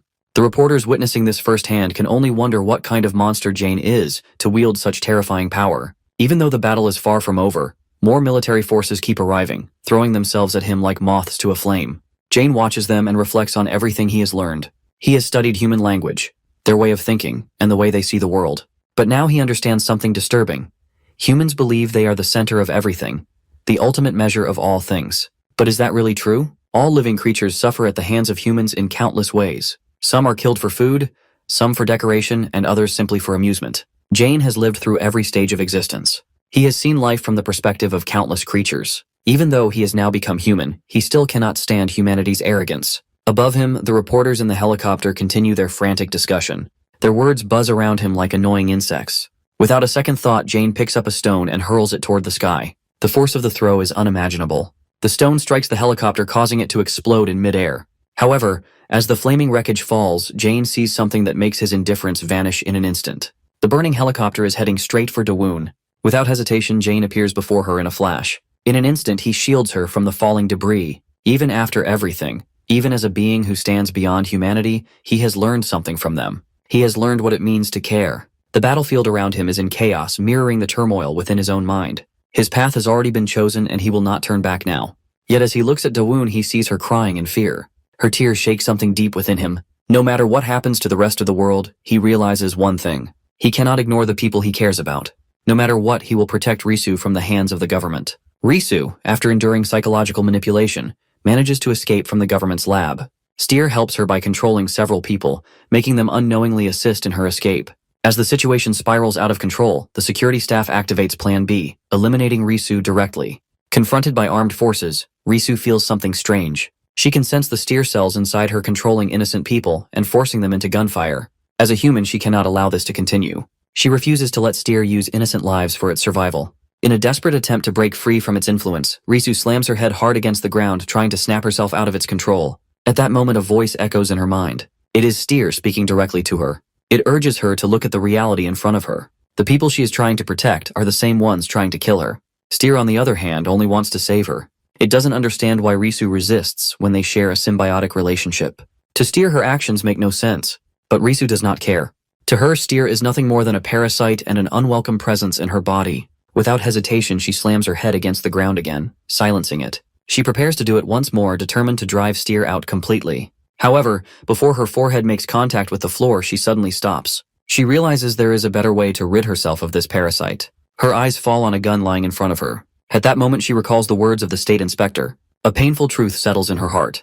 She must make a choice. If sacrificing herself will save humanity, then she is willing to do it. Despite Steer's desperate pleas to stop, Risu remains firm in her decision. She grips the gun tightly, ready to end her own life before Steer can cause more harm. But before she can pull the trigger, Jane appears. He arrives just in time to stop her. The moment she sees him, her emotions burst free. Tears stream down her face and she sobs uncontrollably like a child. However, this emotional reunion is cut short. Seonyoung's subordinate suddenly arrives, interrupting the moment. He believes that Steer is controlling Risu and sees her decision to commit suicide as the perfect solution. He fails to understand Jane's intentions. Jane, filled with frustration, grabs Risu by the hair and forces her to look at him. He tells her that she is not a threat, not to the animals in the forest, not to the fish in the sea, not to the birds in the sky. To Jane, the only real danger in this world is humanity itself. If there is a true threat to existence, it is not Risu. It is all of humankind. To him, the death of humanity is meaningless. Even if the entire world perishes, it does not matter. Risu should not have to carry this burden alone. Seonyoung's subordinate, acting more on impulse than reason, suddenly raises his gun. He intends to kill them both in one swift move. But before he can fire, his head is separated from his body. Jane eliminates him in an instant without hesitation. After this decisive action, Jane turns back to Risu. He speaks with certainty, assuring her that she will live. No matter what happens, he will protect her. Risu watches in shock as Jane kills a person right in front of her. His power, once something she admired, is now terrifying. The number of casualties rises quickly. The peacekeepers are nothing more than bodies thrown into a battle they cannot win. They rush toward their deaths, unable to stop Jane. Everything is happening in a way Risu never wanted. She screams, begging Jane to stop the massacre. She pleads with all her strength, her voice filled with desperation. But despite her pitiful cries, Jane only hesitates for a brief moment, 2 seconds at most, before continuing his slaughter. The outcome does not change. He remains emotionless as he coldly severs the head of a government official right in front of her. At this moment, Risu can no longer see the kind and innocent boy she once knew. That version of Jane is gone. Instead, standing before her is someone completely different. Someone who does not hesitate to kill anyone who threatens her. To Jane, this is self-defense. But to Risu, it is something she cannot accept. She looks at him and wonders who he really is. He claims to be the Jane she knew, but she is certain that cannot be true. The person in front of her is nothing like the boy she once called a friend. Jane does not deny it. If she compares him to the gentle, kind person he used to be, then she is right. The boy from the past was just an empty shell. The person standing before her now is the real Jane. Even though the world is falling apart, there is one thing that remains the same. No matter what happens, Jane will always protect his friend. This is the one thing that connects the old Jane to the one standing here now. As the military forces close in, Jane decides to take Risu away, but she refuses. She stands her ground and tells him that she wants to die here. She understands the danger Steer poses to humanity, and to her suicide is the only solution. Jane considers cutting off all of Risu's limbs to stop her from leaving, but in the end he cannot bring himself to do it. He does not want to cause her pain. His hesitation surprises Risu. His sudden change in demeanor terrifies her, but at the same time she realizes something important: Jane has no intention of harming her. Risu begins to waver. She becomes conflicted. Jane asks if she truly wants to die, but the more she thinks about it, the more uncertain she becomes. Jane reveals that he has lived for billions of years experiencing countless lifetimes. He has no regrets, yet not once has he ever considered ending his own life. In his eyes, every living being desires to survive, and Risu is no different. She is lying to herself. She does not truly want to die. Jane remembers his mother's last words before they parted: no matter what happens, no matter the cost, she told him to survive. In that moment, Jane finally understands why she said those words. And as Risu listens, she understands too. Deep inside, she knows she wants to live. It is selfish, but it is the truth. And for the first time, she accepts that truth. Until yesterday, everything seemed like a lie. Jane's life had been ordinary, free of chaos or destruction. But today his hands are stained with fresh blood. Everything changes in an instant. Risu, once just an ordinary girl, has now become a threat to all of humanity. However, she no longer feels uncertain. Jane too has no doubts about the path he has chosen. There is no turning back. When more soldiers arrive, Jane wastes no time and immediately takes care of them. Determined to find answers, Jane and Risu make their way to the research room of the recently deceased department head. They need information on Steer, anything that can help them understand what they are dealing with. Unfortunately, their search is in vain. All the documents have already been confiscated by the government. There is nothing left behind. But Steer's abilities allow Risu to sense something alarming. A total of 1,119 soldiers are converging on their location, ready to eliminate them. The government has mobilized all forces to take them down. Meanwhile, the total number of military casualties has already surpassed 2,000. On a nearby rooftop, a large unit has gathered, preparing to launch their final attack. Their only goal is to eliminate the two greatest threats to the nation. However, to Jane, they are nothing more than insects. He does not see them as a real threat. To spare Risu from witnessing another massacre, he instructs her to close her eyes. Then without hesitation, he goes out alone to face them. And that is the end of it. When Risu finally opens her eyes again, the death toll has risen even higher. Bodies surround them, blood paints the ground, and the stench of death fills the air. Jane and Risu walk through the pool of blood without looking back. There is no need. Their fates have already been decided. Meanwhile, at the highest level of government, Defense Minister Seon-young arrives at the president's office with a request. She wants authorization to launch missiles to eliminate Jane and Risu. She explains that this time the enemy is far too dangerous to handle through normal means. The only solution is to wipe them out completely. However, the president hesitates. He knows that launching missiles will not only kill the targets, but also result in massive military and civilian casualties. It is a risk he is unwilling to take. But perhaps he is underestimating Seon-young's determination. She has not come here to seek his approval. She has come to remove any obstacle in her way. If the president refuses to authorize the attack, then she will simply get rid of him, just like she demanded Risu's execution before.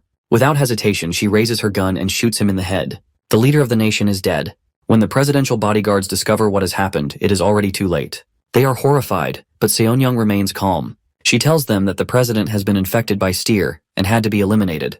The guards do not believe her. They call her claim nonsense, but Seon-young only smirks. Nonsense or not, this has become their reality. Two of the president's bodyguards are quickly killed from outside. Their deaths are swift and brutal, leaving no time for a reaction. The president's chief secretary is soon brought into the office. The moment he sees the lifeless body of the president, he is utterly shocked. His mind races trying to process what has just happened. Before he can say anything, Seon-young orders everyone else to leave the room, leaving only her and the secretary behind. He cannot believe what she has done. Has she truly lost her mind? Shooting the leader of the country is beyond insane. Yet Seon-young remains perfectly calm, as if she has done nothing wrong. She claims the president has been infected by Steer, and she had no choice but to kill him to save the nation. The chief secretary, however, does not believe her. He knows these are blatant lies, the kind that might fool some people but not the public. The truth will come out eventually. Yet Seon-young remains shameless, insisting that Steer can spread anywhere, even in the White House or the Prime Minister's office. If that is the case, the president's residence is no exception. Hearing this, the chief secretary tries to stay calm. He knows she is lying, but there is something even more terrifying about her words. He asks if she is trying to seize power by force. He reminds her that the world has changed. This is not an era where military coups can succeed. But Seon-young does not care about the era or its ideals. She believes that leaving a monster like Jane alive after he has killed thousands of soldiers is foolish. Meanwhile, the military is unwilling to launch missiles due to concerns about human rights. Seon-young is sick of hearing about human rights. In her eyes, those only exist in times of peace. Democracy, freedom, and equality are outdated ideas. None of those matter anymore. The chief secretary is furious. Countless lives have been sacrificed to achieve peace, and now this woman wants to destroy everything by turning the government into a dictatorship. To him, only a madman would commit such heinous crimes. But as he looks at Seon-young, he realizes she is indeed a madwoman. Despite respecting his dedication to his ideals, Seon-young shows no mercy. Anyone who opposes her is an obstacle to be removed. And so she marks him as infected by Steer and shoots him without hesitation. The coup is over. Seon-young has won. But when she hears that Jane and Risu have escaped, her victory feels incomplete. Rage takes over, and in a fit of anger she fires her gun repeatedly into the president's lifeless body. Her subordinates stand in silence, sweat forming on their brows as they watch. Only after exhausting her fury does Seon-young finally calm down. She then gives her orders. First, she demands that her subordinates clean up the mess. The scene has to be erased completely. Next, she calls for an emergency parliamentary session at the Blue House to formally take control of the government. Meanwhile, she orders the military to inspect all politicians for possible steer infection. This is just another step to tighten her grip on power. As for Jane and Risu, she is determined to hunt them down. Whether through satellites, military forces, or any means necessary, she needs to locate and eliminate them as quickly as possible. They are a threat she refuses to ignore. Once everything is in motion, Seon-young arrogantly sits down in the president's chair. This is the moment she has been waiting for. It is a position she has aimed for a long time. She knows something dark is growing inside her, a malignant tumor forming in her body. Her remaining time in this world is limited. But that does not matter, because before she is gone, she will make sure her plans are complete. Retiring Jane's death will be the historical event that will allow her to die with the title of hero. Everything is proceeding quickly according to Seon-young's wishes, and this is also the beginning of a new foe for Jane. Indeed, this is Jane's eternal nemesis from generation to generation. Jane is sheltering from the rain with Risu in a cave far from the city. Concerned about Risu's hungry stomach, Jane decides to go somewhere to find food for her. However, Risu is preoccupied with something else at the moment. She points a gun straight at Jane, but she also knows that with a few kind words shooting her friend is impossible. The gun is not meant for Jane but for Risu herself, because throughout their escape journey together, Jane has killed many people without hesitation. In the end, Risu, wanting to live, wants to know what Jane was before losing consciousness. She wants to know what Jane has done, and why he hates humanity so much. Yeah, the reason Jane despises humanity is simple. He has lived for too long to understand the true nature of humanity. Jane approaches and recounts his story. At some point in various lives, he has blindly admired humans and strangely many species. If young Earth seemed to be afflicted with a mental illness, what was the outcome? Jane always receives betrayal from humans and lets Risu judge him. According to her standards, after recounting his story, Jane asks Risu once again if what he is doing is wrong. However, after listening to everything and being a witness to the story, Risu cannot provide an answer to Jane. The next day, as the sun rises while Risu is asleep, Steer takes control of her body to communicate with Jane. After observing both of them from within Risu's body for a while, Steer learns that Risu is the insurance it needs to stay alive, because Jane would never harm his friend. However, Steer has its thoughts. It is not the type to stand still and accept death. After hearing the story from the previous night, Steer believes that both of them are very similar, so he wants to propose to Jane to cooperate in wiping out humanity. Steer promises Jane that after killing all humans in the world, it will leave Risu's body. Upon hearing this, Jane immediately turns around and asserts that Steer is lying. Steer thinks Jane has seen through it, so it cannot respond, but in reality, Jane is just testing Steer. Though slightly suspicious upon hearing Steer's promise to leave Risu's body, Jane cannot resist but believe him. Jane asks Steer once again if it will use and betray him like humans have done before. Despite Jane's cold gaze, Steer still affirms himself. Contrary to Steer's concerns, Jane shows little interest in the opponent's answer, whether sincere or just a trick. If both of them want to wipe out humanity, why resist? Finally, it is time for Jane to decide humanity's fate. According to Risu's beliefs, harming others and killing people is always wrong. That is obvious to her. But is Jane truly wrong? Jane has witnessed cruelty firsthand. He remembers a loving dog devoted to its owner only to be killed without a second thought. He has lived the life of creatures that were raised just to be slaughtered. He has seen the suffering, the pain, and the deaths of so many. If humans were forced to experience the same fate, he doubts they could endure it. But Risu sees things differently. Jane's story is filled with tragedy, but it is not without kindness. There was Dawoon, and there was her. There was also the hunter and his elderly mother. And above all, there was always someone willing to face the entire world just to protect Jane. His mother. Risu cannot ignore that. The people Jane has killed may not have been responsible for his pain.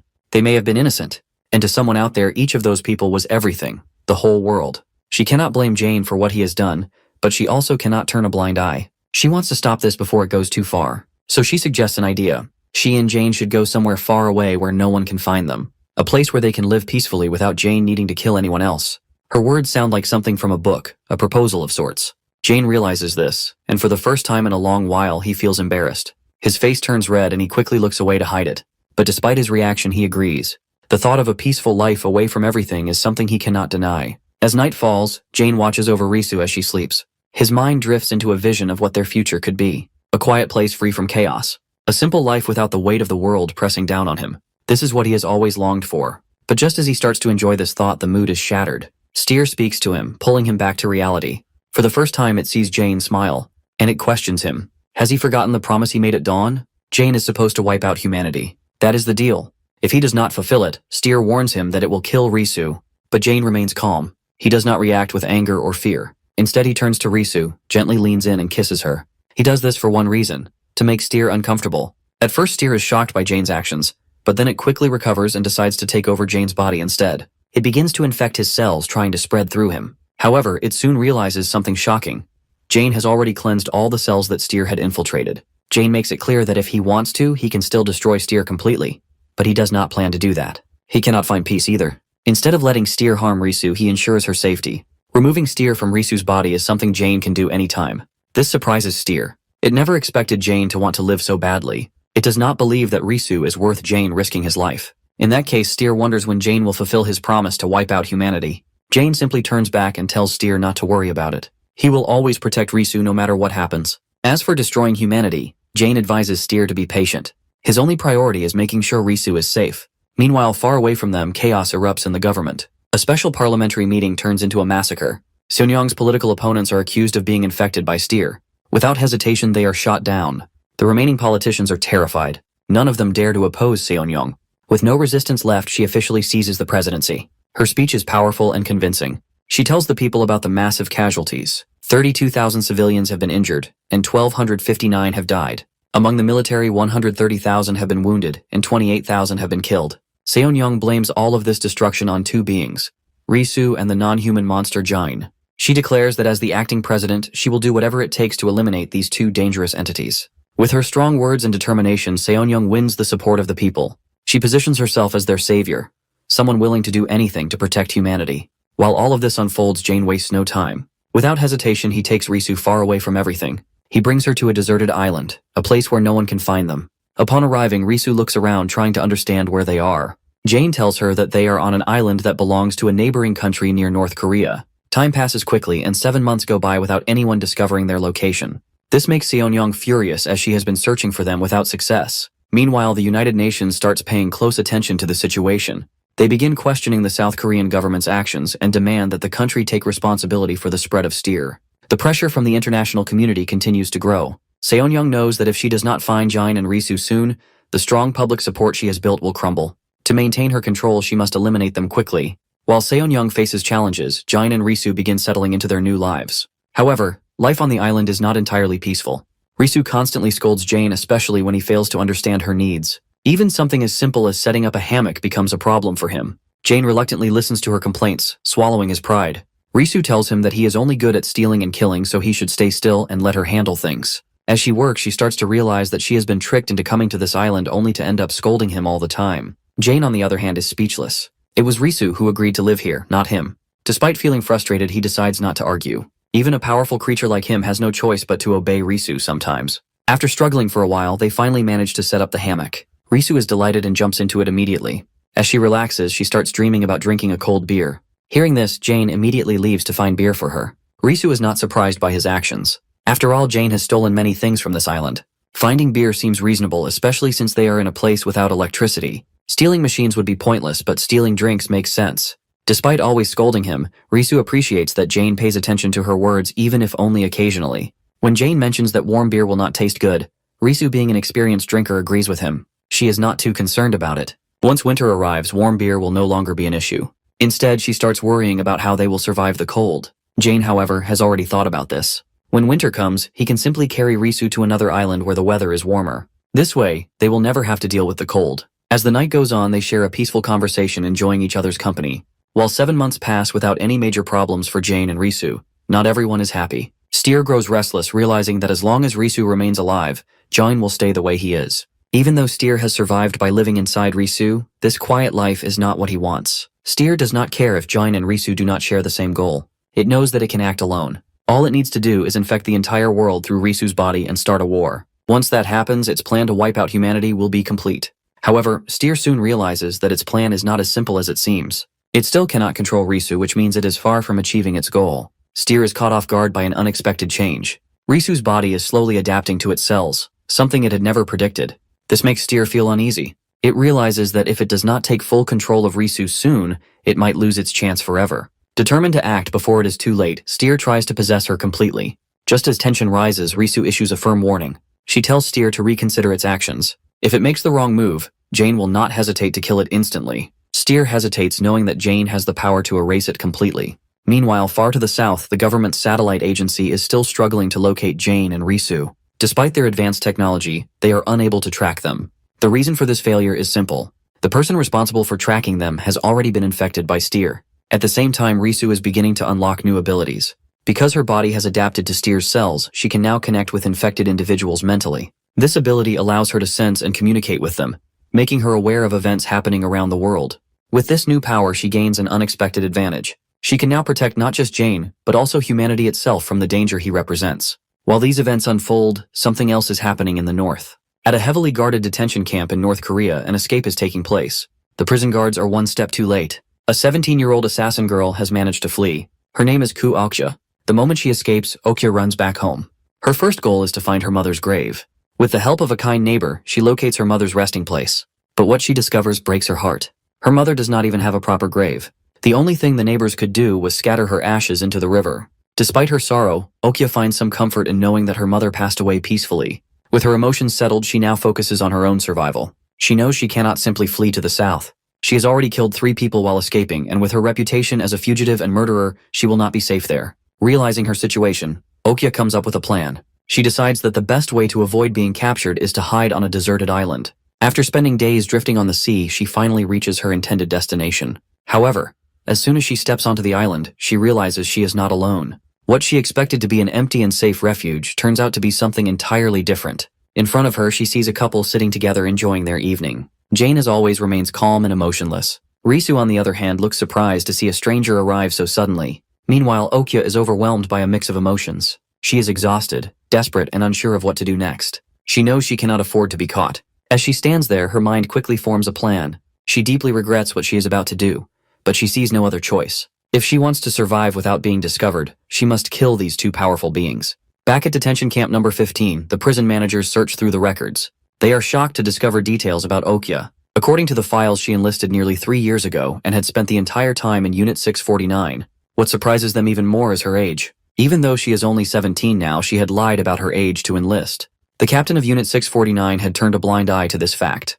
The reason was simple. Okja was no ordinary soldier. She was a monster on the battlefield. Meanwhile, on the island, Okja moves with incredible speed, gripping a sword in her hand. She rushes forward to attack Risu.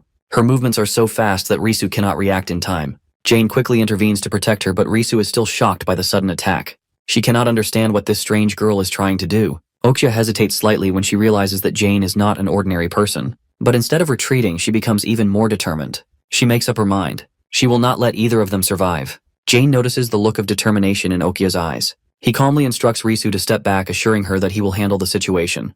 However, he knows he must follow Risu's command not to kill the girl. Okja, on the other hand, believes this fight will be an easy victory. She charges at Jane again, slashing with her blade. But before she can land a hit, Jane effortlessly catches her wrist. She struggles to break free and immediately launches another attack, swinging her knife with full force. But no matter how many times she strikes, her blade cannot even leave a scratch on Jane. This realization makes Okja anxious. She has fought many enemies before, but this is something completely different. She knows that if her attacks do not draw blood, it can only mean one thing.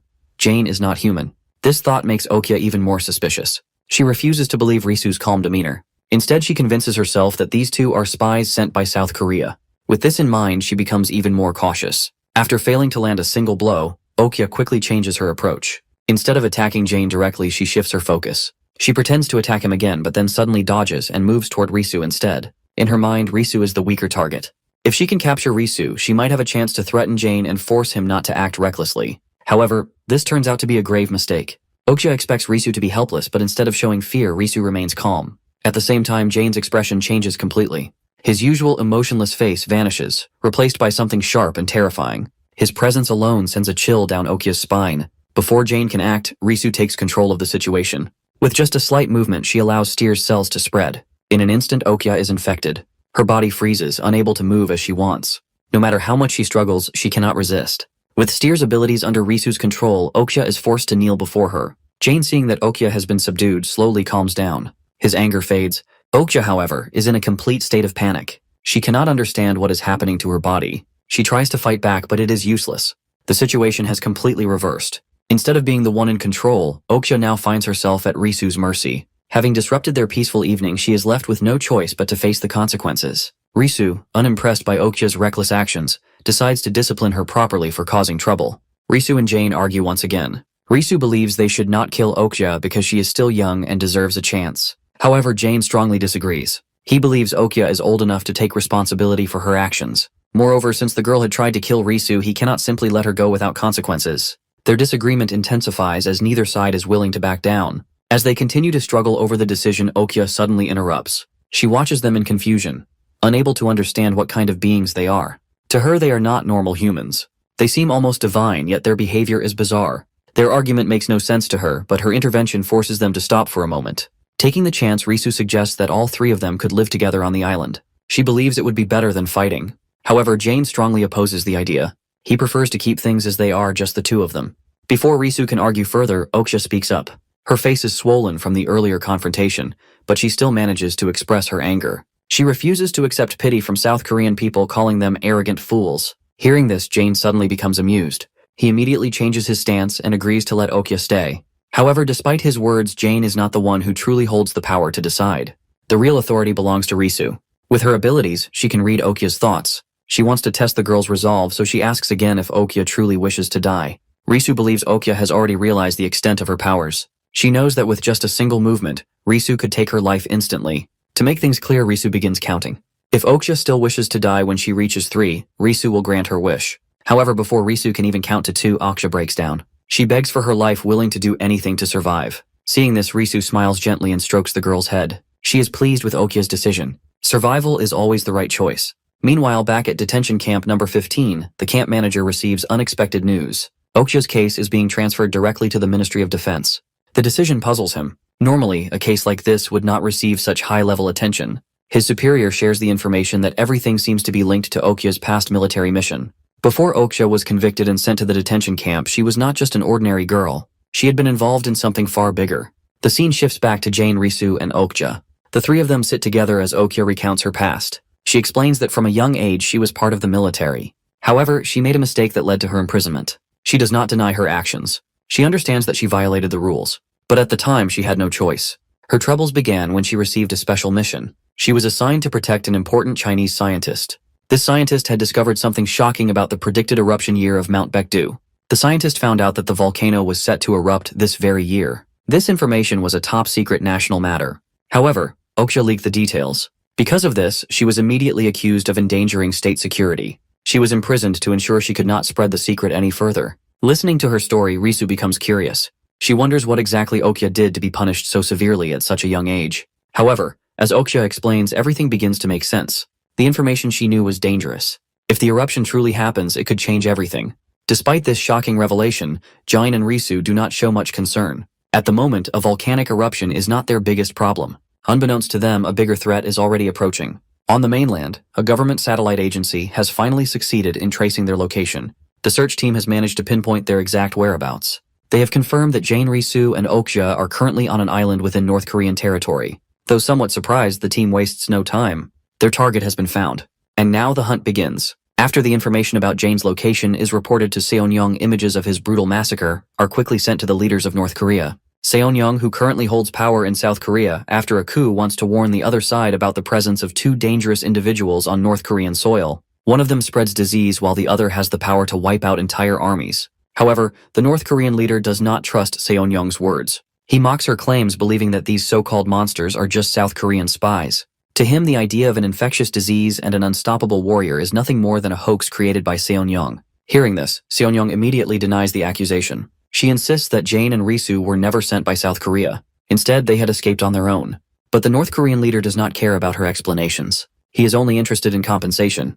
If what she says is true, then it will not affect North Korea anyway. Eventually, the so-called monster will be dealt with. Since South Korea is bringing up this issue, he demands compensation. Seon-young offers an alternative solution. She proposes that South Korea will take responsibility and deal with the 2 individuals if North Korea allows it. But no leader would permit a foreign military to enter their land so easily. The North Korean leader immediately rejects the offer. He coldly ends the conversation, telling Seon-young that he will contact her again later. Until then, she should think about how much compensation she is willing to pay. Seon-young's attempt at negotiation fails completely. Meanwhile, the North Korean leader comes up with a plan. Even though he does not believe the footage, he sees a way to turn the situation to his advantage. Seon-young's efforts to manipulate public opinion after the coup do not concern him. However, these so-called spies from South Korea could be useful.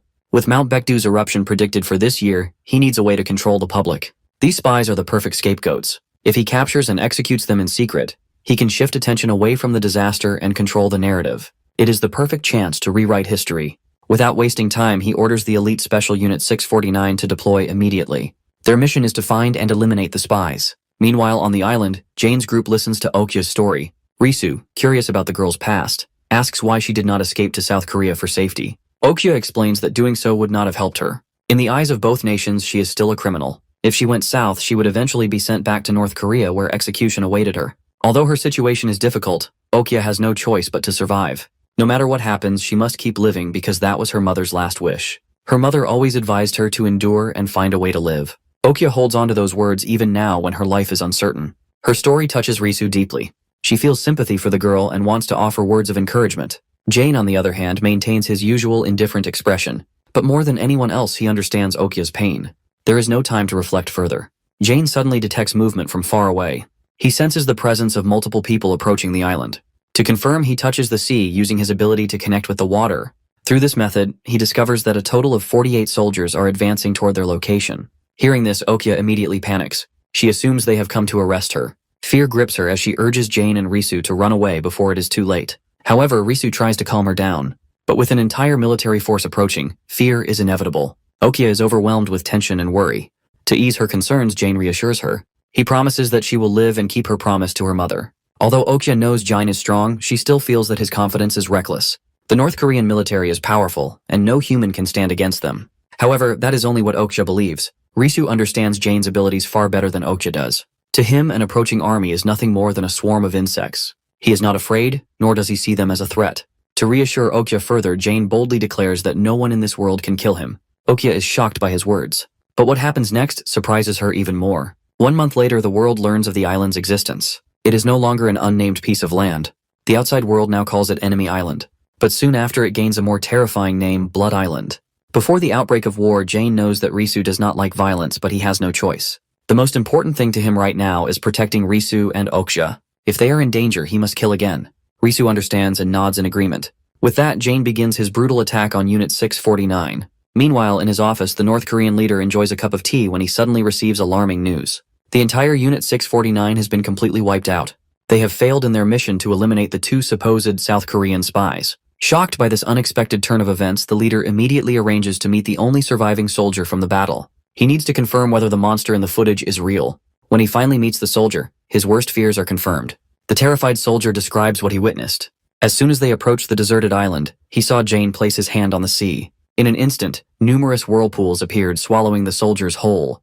The North Korean army stood no chance against such overwhelming power. Back at the battle, Okya watches in disbelief. She gasps in astonishment, unable to comprehend the trick Jane just used. The battlefield turns into a deadly trap with soldiers drowning before they can even react. Jane, on the other hand, remains calm.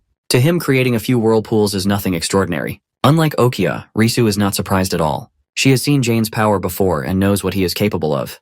But Okya is left speechless. With just a simple touch of the water, Jane has completely wiped out an entire army. Realizing that a direct attack will not work, the North Korean leader quickly changes his strategy. This time he deploys the Air Force, hoping to strike from above. However, Risu intercepts the plan before it even begins. By infecting one of the soldiers, she gains access to vital information about the enemy's aerial combat strategy. When Okya hears this, she immediately panics. She assumes that their fate is sealed. If the enemy turns the island into a sea of fire, there will be no way for them to escape. She believes that all 3 of them are doomed. However, her fears turn out to be unnecessary. The enemy's planes do not stand a chance. Jane easily takes care of them using his abilities to wipe out the elite army in mid-air. The pilots have no time to react. In mere moments, the North Korean Air Force is completely destroyed. Okya watches with wide eyes, unable to believe what she has just seen. By now, North Korea finally understands the truth. The video sent by South Korea was not a lie. Jane really is a monster, and his powers are beyond anything they have encountered before. However, the North Korean leader still refuses to cooperate with Seonyoung. Instead, he decides to use a more advanced tactic. This time, he sends unmanned drones carrying biological weapons. If Jane cannot be defeated with normal military force, then chemical warfare should do the trick. The leader is confident that he has found the perfect solution. But something still feels off. As soon as the toxic gas is released, Jane effortlessly disperses it with a powerful gust of wind. Risu and Okya stand frozen in shock, watching as the deadly poison is sent flying back toward the North Korean military. Chaos erupts as the soldiers panic. The toxic cloud is now heading straight for them. To escape the deadly gas, the captain quickly orders missile strikes on Jane's location, hoping to finish the battle before it is too late. But before they can even fire, Jane picks up massive stones and hurls them at the military force. The impact is devastating. The entire unit is wiped out in an instant. North Korea's attack has completely failed. The leader realizes that the situation is now out of his control. He has exhausted all his options. There is no longer any way for him to capture Jane. With no other choice left, he decides to turn to the only force that might stand a chance. For this life-or-death battle, he calls upon the full power of the Chinese military. Risu tries to send mosquitoes carrying the virus into North Korea. She hopes to spread the infection and control the situation through infected individuals. However, things do not go as planned. She soon realizes that her current power is not strong enough. While she can directly infiltrate nearby targets, her influence weakens over long distances. Because of this, the mosquitoes she controls fail to spread the steer virus as she had hoped. Meanwhile, back on the nameless island, the North Korean military remains determined to eliminate Giant Risu and Okja. They want to cover up the secret of the Baektu mountain volcano explosion.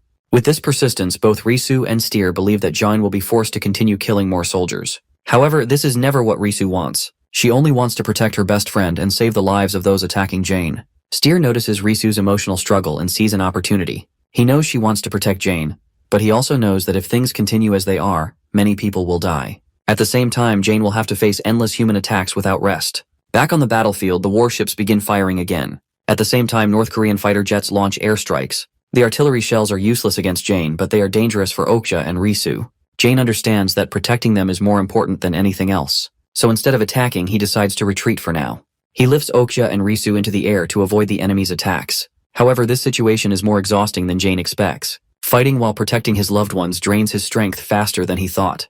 If this battle continues for much longer, he knows he will eventually reach his limit. Meanwhile, in another part of the world, a powerful nation known as the Dragon of Asia is also watching. The leader of this country receives images of Jane from a neighboring nation. The reports confirm that the information about Jane is true. A massacre is happening on the nameless island and the battlefield is covered in blood. Even though he sees the proof with his own eyes, the leader still finds it hard to believe. However, instead of ignoring it, he decides to take advantage of the situation. He orders his subordinates to broadcast the footage worldwide. He wants to make Jane appear as a global threat. At the same time, he declares that the People's Republic of China will take responsibility for resolving the crisis. Back on the battlefield, the fighting does not stop. The enemy continues to attack. Countless fighter jets fill the sky while heavy-class battleships dominate the sea. Jane is still standing, but the overwhelming numbers make it seem like the battle is coming to an end. Okja and Risu are not directly involved in the battle, but they are deeply worried. Everything looks hopeless. If Jane keeps fighting, he will eventually be pushed too far. From the beginning, this battle has been unfair. Jane alone is fighting against all of humanity. Jane has always known the truth about humans. The reason they have survived as leaders of all creatures is not because of their physical strength. It is because they have weapons, language, and writing. But he also knows something else. Since the beginning of their existence, humans have been crueler than any other living creature on this planet. However, the main reason they have ruled for so long is because the rest of the Earth's beings never held hatred toward them. But now things are different. If humans want to push Jane into a corner, he will respond by unleashing the full hatred of nature. And when nature is angry, nothing can stop it. From behind, Jane Steer continues to speak. He reminds Risu that Jine is willing to destroy countless lives just to protect her. His words shake Risu's spirit. She begins to realize how far Jane is willing to go. After thinking for a moment, Jane makes his decision. He will no longer hold back. He stretches out his arm and calls upon all living creatures. The response is immediate.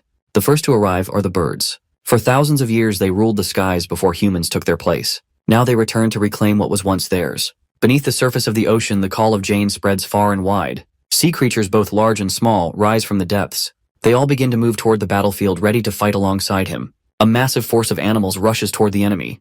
They attack without mercy. At this moment, humanity is no longer fighting just one man. They are facing the full wrath of nature itself. For the first time, humans will experience the fury of the very world they have ruled for so long.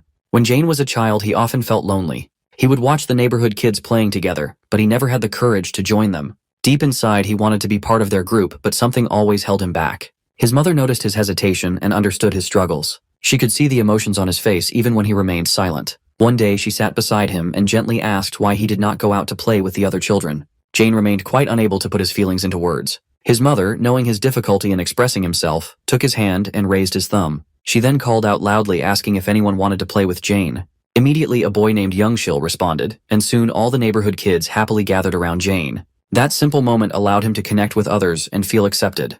Back in the present, Jane's raised thumb still serves as a connection, but now it is on a much larger scale. Instead of making a few friends, he has become the leader of countless creatures from birds soaring in the sky to beasts hidden deep beneath the ocean. Meanwhile, on the other side of the battle, the North Korean campaign commander, a veteran with over a decade of military experience, had never witnessed anything so terrifying. The sea churned violently, causing battleships to rock uncontrollably. At the same time, fighter jets in the sky were caught in a sudden frenzy, losing control. Everything was happening so fast that the soldiers could not react in time. Jane, standing amid the chaos, finally spoke. He recalled everything humans had done, not just to him, but to all creatures. He thought about how humans had used animals for curiosity, violence, and entertainment. They had forced creatures into submission, and even driven some species to extinction for profit. Jane had reached his limit. Now he would make sure humans understood who the true enemy of nature was. Faraway images of the battle on the nameless island were being broadcast worldwide. The world watched in shock as the events unfolded. Even the leader of China, despite his authority, felt overwhelmed by the sheer power Jane displayed. Ordinary citizens in South Korea, North Korea, and even Western countries were left in disbelief. The power they were witnessing was unlike anything seen before. Missiles flew towards Okja, but she remained calm. In normal circumstances, these attacks would be deadly, but she did not feel afraid. With Jane standing before her protecting her, the missiles seemed as harmless as insects. Even if she wanted to think about what might happen next, she knew that with Jane's presence she had no reason to worry. Jane, however, is not finished. He decides that the battle is not intense enough yet. To escalate the situation, he activates his power again, calling for even more allies. This time he expands his reach far beyond the battlefield. In the sky, more flocks of birds appear, answering his call. Beneath the ocean, he sends a message to the deepest parts of the sea, summoning stronger creatures to rise and fight alongside him. It is at this moment that Jane senses something unusual beneath the waves. A powerful creature, one that should have remained in the distant North Sea, has appeared here instead. Jane is puzzled by its presence but does not question it. Wherever it came from does not matter. If it has chosen to reveal itself now, Jane will welcome it. He extends his invitation, asking it to join his side. On the North Korean side, panic spreads through the army. The commander, realizing the situation is spiraling out of control, orders an immediate counterattack. However, before his forces can act, his eyes widen in horror. Emerging from the sea is a creature straight out of legend, a monster believed to exist only in myths. Fear grips him as he turns, looking for an escape. But no matter where he looks, there is no way out. The soldiers are trapped, surrounded by the overwhelming power of nature's fury. The world watches as the broadcast continues, revealing the terrifying creature rising from the depths. The monster wastes no time. Without hesitation, it attacks the battleships, shaking the very foundation of the military's strength. The battle has taken a new turn. Humanity is no longer fighting just Jane. Now they face the wrath of nature itself. They will have to play bloodthirsty with the sea monster commonly known as the Kraken. Humans think they know everything there is to know about, but that is not the case. Seeing the leader of China, he thinks humanity itself is under threat, and there is no need to brand it one way or another. Nevertheless, Dawoon always keeps an eye on her friends and prays for their safety at the United Nations headquarters. A letter is sent to Miss Seonyoung requesting her to provide an official name for the site of the bloody battle, rather than an unnamed island as it currently stands. Seeing things becoming complicated, Seonyoung's subordinate suggests the Department of Geography handle this name thing. However, after a short period of consideration upon reviewing the situation on the unnamed island, Seonyoung decides to name the place where Jane is wreaking havoc Enemy Island. Upon receiving the answer, Seonyoung's subordinate quickly leaves to convey the message back to the United Nations. As for the madwoman, time is no longer on her side as Seonyoung's terminal illness has worsened. Since the beginning, she thinks she can deal with Jane. However, reality proves different from her calculations, as no one can defeat a monster like Jane. Returning to the battle on Enemy Island, true to its name, in just one afternoon, a bloody storm sweeps through the area above the sea with thick smoke, while below it lies the burial ground of the northern forces. The smell of smoke, combined with a strong scent of human blood, turns this island into a hell on earth. In every sense, Jane is already known as an extremely terrifying entity, but the recent events show that he is even more horrifying than Steer imagines. It could be said that although both are enemies of humanity, Jane is in a different league from Steer, and it is because Jane outclasses Steer in every way that Steer cannot obtain Jane's body. At this moment, Jane no longer cares about the destruction of humanity. Originally, according to the plan, Steer would usually use Risu's body to provoke Jane, but the problem with Risu is she has begun to nibble away at Steer's power. Therefore, at the present moment, Steer is gradually falling into a passive position as it cannot control Risu anymore. With the current situation, if everything continues unchanged, whether humanity will be annihilated as Steer desires will no longer be up to it, but will depend on the author's son. Just as Steer keeps pondering it, suddenly realizes after all, Jane is ready for the road ahead. Everything with Steer is becoming quite interesting. After all, it wants to see what choice Jane will make. In a place quite far from Enemy Island towards the north, a small glimmer begins to flicker on the mainland. But when zoomed in, it is not that small, because this is the first eruption of the Baekdu mountain volcano, marking the beginning of a disaster for the people of North Korea. Shortly after, a subordinate comes to report the major event that has just happened to the leader of North Korea. This tragedy is the eruption of the Baekdu mountain volcano. Everything is happening sooner than planned, but with his muddled brain, the old leader remains very calm, because given the current situation, this incident might just become a breakthrough for him to solve Jane's intractable problem as well. For now, North Korea has to bear the immediate consequences of the seismic activity caused by the eruption of the Baekdu mountain volcano nationwide. With the advancement of global information networks, news of the 7.7 magnitude earthquake caused by the eruption of the Baekdu mountain volcano quickly spread to all South Korean citizens. At first, many people do not believe that this event will have a major impact on their daily lives. However, life is unpredictable, and soon the shocks from the north begin to spread southward. According to experts, there is a unit called the Volcanic Explosivity Index, which measures the power of volcanic eruptions. The Baekdu mountain volcano is showing an index similar to that of the supervolcano eruption that occurred in South Korea in 1996. With the current situation, North Korea is struggling to deal with earthquakes and tsunamis, while South Korea is expected to suffer financial damages amounting to approximately 5 trillion won. However, as Ms. Seon-young has predicted, the damage will not stop there. The eruption is not only causing immediate destruction but also releasing massive amounts of volcanic ash into the atmosphere. The northern regions are already suffering from heavy casualties and the effects of volcanic ash covering entire areas. Initially, experts predict that the volcanic ash will head towards Japan based on the weather maps. However, a sudden and unexpected change in wind direction occurs. This shift is not natural, but is influenced by the events happening on enemy island. Earlier, North Korea had launched a biological weapon against Jane, provoking him to retaliate. In response, Jane unleashes a powerful gust of wind, changing the natural flow of the air. Due to this, the new prediction shows that the volcanic ash is now heading directly toward the central regions of South Korea instead of Japan. When this information is presented in a government meeting, all the politicians in attendance are in shock. The situation has escalated beyond their worst fears. Now even the capital city of Seoul is at risk of being directly affected by volcanic ash. The disaster is no longer confined to the north. It is spreading across the entire Korean peninsula. As night falls on enemy island, it marks the end of the battle. Risu, who has fallen into deep exhaustion earlier, finally wakes up. She looks around and is surprised to see that the battlefield is no longer covered in fresh blood and destruction like it has been in the morning. Confused, she questions what has happened. She is then informed that the attack by the northern forces has ended. However, the sense of peace is short-lived. Risu quickly realizes that even though the battle is over, the real crisis is far from resolved. With the power she has borrowed from Steer, she can sense the suffering of many people across the Korean peninsula. Countless individuals are fighting to survive, and many have already lost their lives due to the eruption of Mount Baekdu. As she looks at Okya, who is still asleep, Risu remembers the little girl's prophecy. She now understands that the prophecy has become reality. The devastation caused by the eruption is overwhelming. Many buildings have collapsed, and large areas of land and forests have been buried under layers of volcanic ash. Looking into the distance, Risu is horrified to see that the ash storm is moving straight in their direction. Not wanting her group to inhale the dangerous smoke and ash, she immediately calls out to Jane, urging him to take them away from the island. However, Jane has already anticipated this situation and has made preparations in advance. He reassures Risu that volcanic ash will not reach enemy island because it is being carried towards Seoul instead. Jane then turns his attention to the Kraken, a massive sea creature that has appeared from the depths of the ocean. Looking up, Jane calls out to the Kraken and asks him to leave the ocean, stating that the sea is no longer a place for him. The Kraken hesitates for a moment and then questions Jane's decision. In response, Jane simply says that he has to protect his friends. With this, the battle may have ended, but the real war for survival has just begun. Jane had used these words before, but this time something feels different. Language often reveals a lot about a person, especially their values. At this moment, Jane exists as a human, and that is a big change. After talking to Kraken, Jane calls out to Okya, asking her to wake up. Okya is surprised when Jane says they are going to Seoul. Mount Baekdu has erupted, and Jane need to save their friends. At first, Okya hesitates, thinking that this is just a natural disaster. But then she realizes that Jane is capable of anything. Even though Okya is unsure, she still wonders if they are really going to Seoul. Jane decides to use the power of the sea, but when he reaches out to it, he is shocked by the response. His powers are disappearing. Steer, who has been watching Jane closely, begins to take more interest in what is happening. Sensing something is wrong, Jane can feel his strength fading away bit by bit. Risu, who has been observing from behind, is deeply worried as Jane's power weakens for no clear reason. At the same time, this moment of weakness creates an opportunity for Steer to act. As everything starts falling apart, Risu clutches her head in pain. Jane is startled to see his friend suffering. Okya also becomes concerned when she sees her sister in distress. She rushes over to check on Risu, but is surprised when Risu instead focuses on Jane, telling him to leave and save himself. Jane is confused by her sudden change in behavior. Meanwhile, Steer's presence becomes stronger, making it clear that Risu is no longer in control of herself. Steer has completely taken over her mind.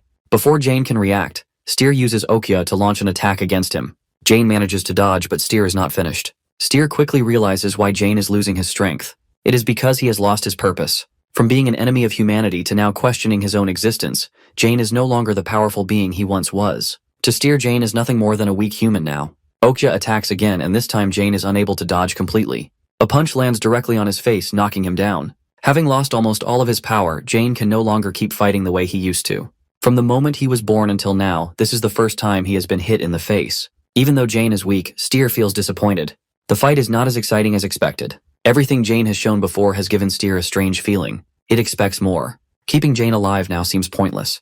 To Steer, Jane has become useless like trash. Death would be more fitting. However, after a few seconds, Steer notices something unusual. Jane still has something left inside him. Even though Steer wants to finish him off immediately, it cannot. At that moment, Kraken emerges from the sea preparing to attack Steer. Jane, even in his weakened state, refuses to let Kraken hurt Risu. He stops him from striking. To Steer, Jane's actions are nothing more than useless human emotions. But in an ironic twist, it is thanks to Jane's hesitation that Steer has survived. Still, Steer is not done yet. It will continue watching Jane, closely observing him, like a weak human trapped between life and death. As for Steer, it will never stop. It will do everything in its power to bring about the extinction of humanity, a goal it has long desired but has been unable to accomplish because of Jane's existence. As the evening passes in the blink of an eye, the sky begins to brighten, signaling the arrival of a new day. Okja, now free from Steer's control, slowly opens her eyes. She squints slightly as the first rays of sunlight touch her face. Immediately, she scans the surroundings, searching for Risu. However, she is unaware that Steer has completely taken over Risu's body and mind. Meanwhile, Jane remains confused and troubled. He still cannot understand why his powers are no longer working the way they once did. The thought lingers in his mind: has he truly lost his reason for existence, just as Steer claimed? Jane has always carried a deep hatred for humanity. Yet as he reflects, he realizes something unexpected. Somewhere along the way, he has grown fond of humans.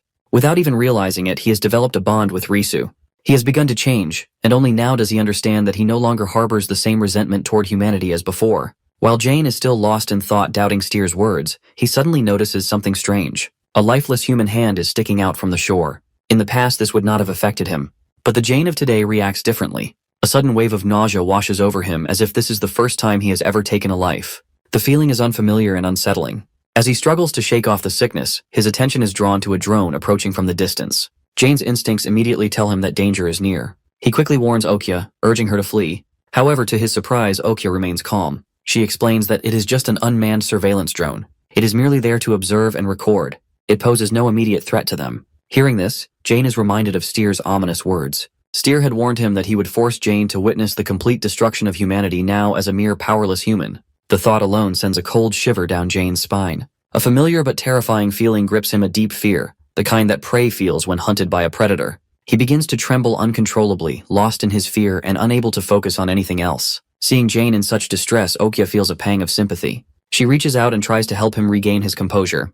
But just as she does, something unexpected happens. A bird flying overhead drops something on Jane's head. Startled, Jane and Okja both look up. Above them, a massive flock of birds soars through the sky. Contrary to what Steer had claimed, Jane realizes that not everything has been lost. Even though his strength has diminished, he still has allies. Jane takes a deep breath and begins to believe in Okja's words. He remembers the promises he made to Okja, to his mother, and to his friends. Determined, he decides to set out and find his lost companions. By his side stands Okja, unwavering and loyal. But they are not alone. Many others remain by Jane's side, including the mighty Kraken. Together, they will face whatever comes next.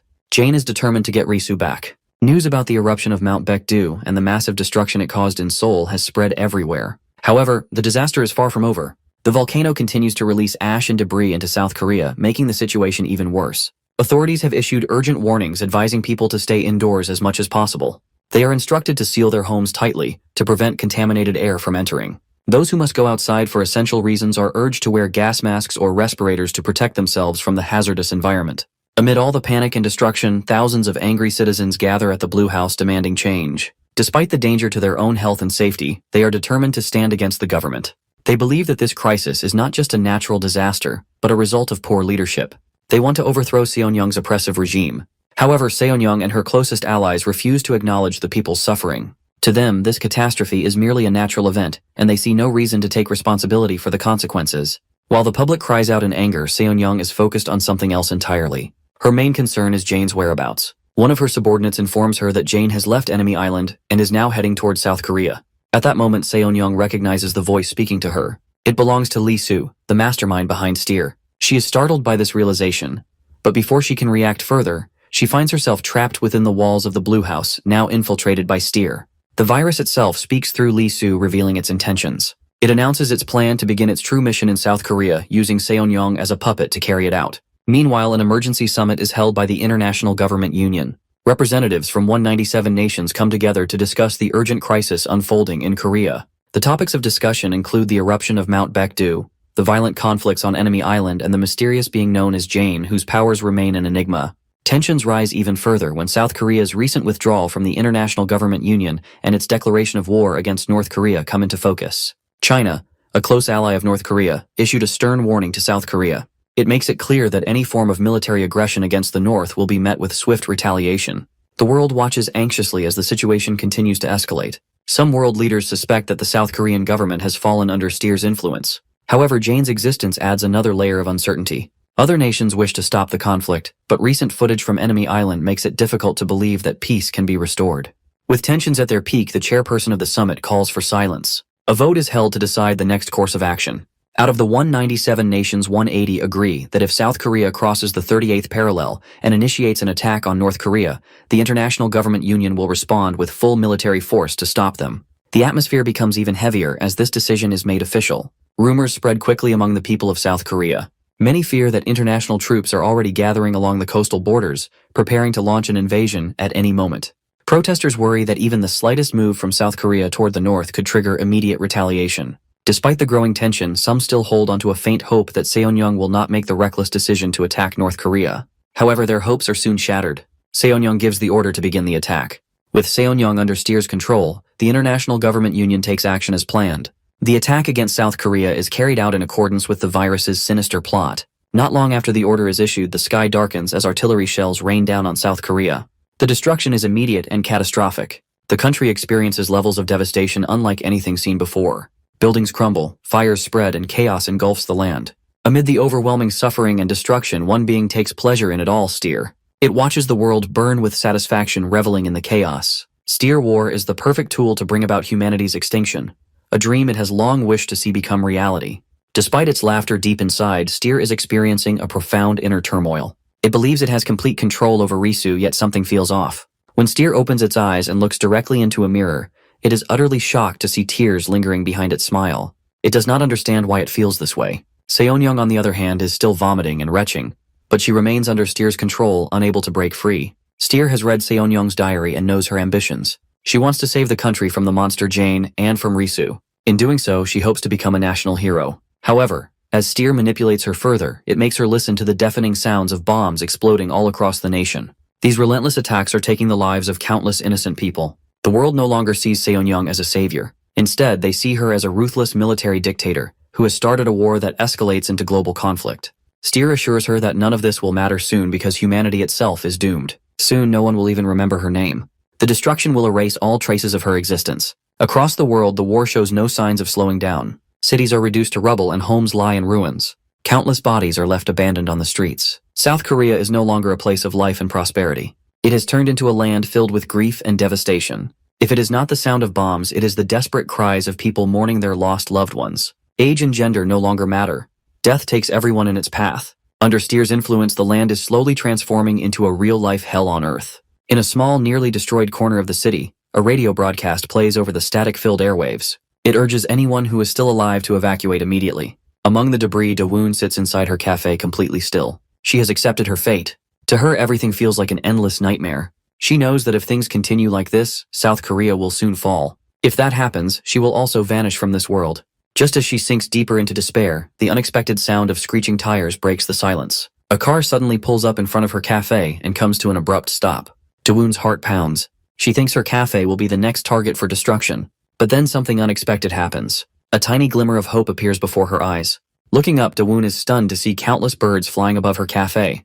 Their wings fill the sky like a living wave. She has never seen anything like it before. As she tries to comprehend what is happening, something even more shocking occurs. From the distance, she sees a human being lifted and carried by the birds. At first, she could not believe her eyes. But as the figure gets closer, she realizes who it is. It is Jane.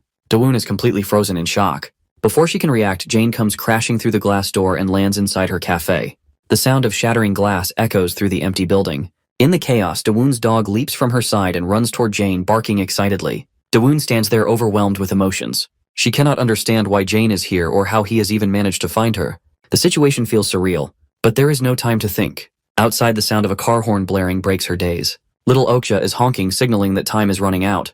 The situation outside is still dangerous, and they need to leave immediately. Jane turns to Dawoon, urgency in his eyes. He tells her they have to leave at once. He has come to save her and they cannot afford to stay here any longer. Moved by Jane's courageous return to save her, Dawoon can no longer hold back her tears. Ever since Risu and Jane left, Dawoon has been enduring everything alone, struggling to survive in a world torn apart by war. Now seeing Jane again, she feels a surge of emotions overwhelming her. She has waited for this moment for so long, and finally hope has returned. Not far from Dawoon's place, Steer has been patiently waiting for Jane's arrival in South Korea. After pondering for a while, Steer looks at itself in the mirror, trying to make sense of its own emotions. For some unknown reason, Steer suddenly gives the order for government forces to cease their bombing.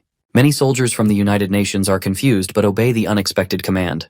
They do not understand why the attack has been halted so abruptly. Steer itself begins to wonder if its control over humans is somehow affecting its own mind. As it has taken a human as its host, is it beginning to experience human emotions as well? However, when Steer remembers the time Jane punched it before, its thoughts quickly shift.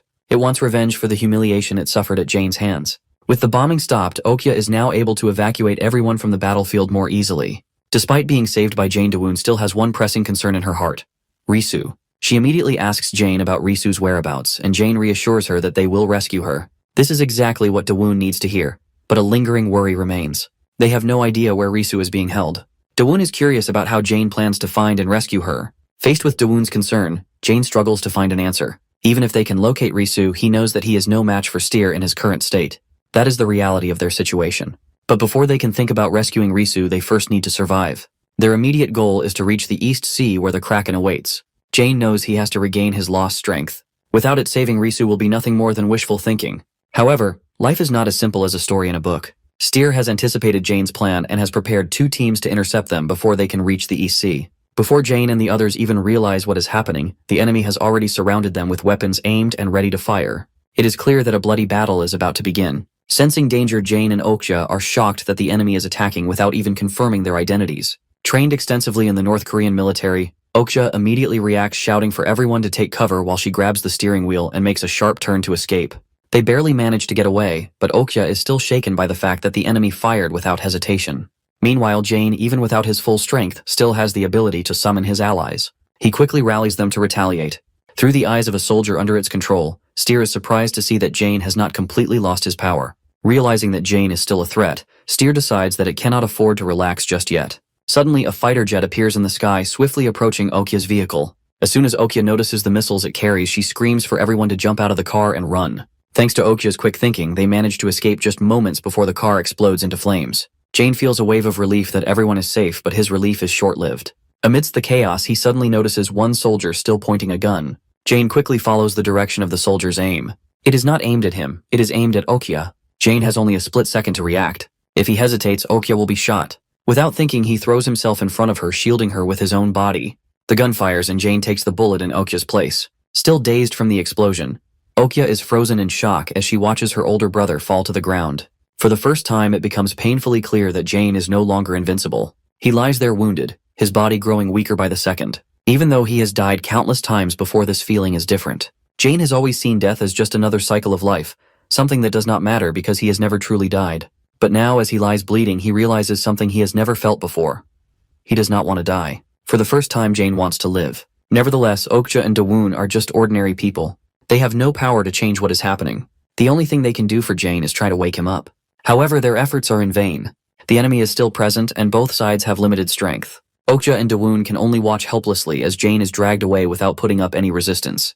The soldiers, now having secured the situation, cautiously approach to confirm whether Jane is truly dead. They are careful in their steps, making sure there are no surprises. Only when they see him lying motionless in a pool of blood do they feel some relief. On Dawoon's side, watching her once strong friend now lying lifeless on the ground fills her with deep sorrow. Tears stream down her face as she cries for Jane.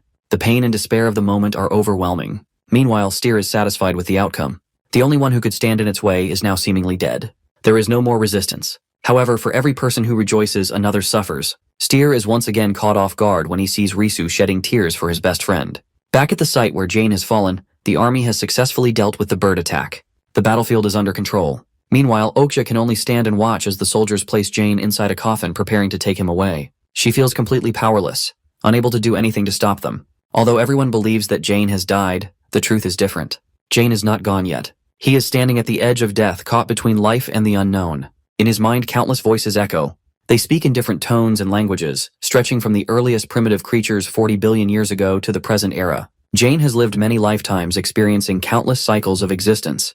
Yet through all those years, he has always questioned why this cycle continues. Why is he reborn again and again? Why does he have power, and why is he losing it now? These questions have haunted him for millennia, but no clear answers have ever come. At this moment, memories of his friends flash through his mind. He recalls the words Steer has spoken to him. It becomes clear that both he and Steer have been given a similar power, one that allows them to decide humanity's fate. Anger boils inside Jane. He despises humans, and his emotions are no longer about justice or judgment. It is about revenge. He is filled with rage for all he has suffered. The world has seen countless massacres. Innocent people are slaughtered selfishly without reason. Jane has once thought about wiping out humanity completely. He has been judged by humans before, and he has considered doing the same to them. However, after living life as a human, everything feels different. For the first time, he experiences what it is like to be weak. He knows what it means to have fears, to have worries, and to struggle to survive. Yet despite these fears, he has continued moving forward.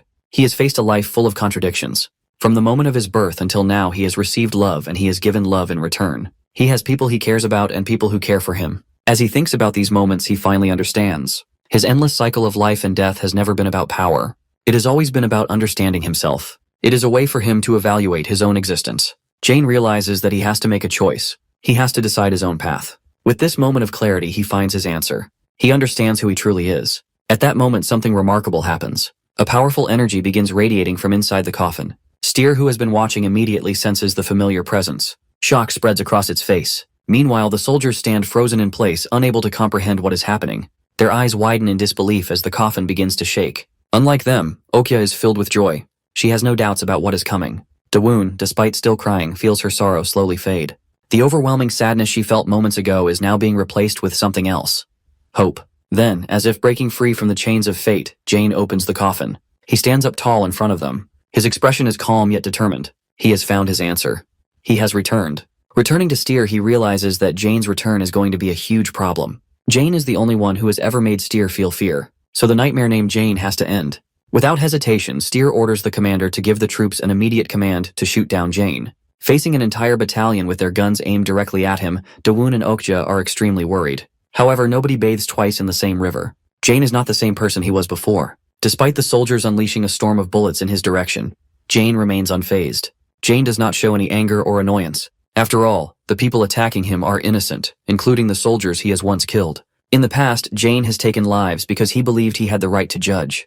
But now he realizes that this belief has only served as a way to justify his actions. He has convinced himself that he is doing the right thing, but in reality he has caused suffering. In front of both his friends and his enemies, Jane can only feel regret. He never wants to harm anyone. But in order to protect his friends, he has been forced to fight. This is also the answer he wants to give to Steer. He and Steer are not alike no matter what Steer claims. Back on the battlefield, Jane proves this with his actions.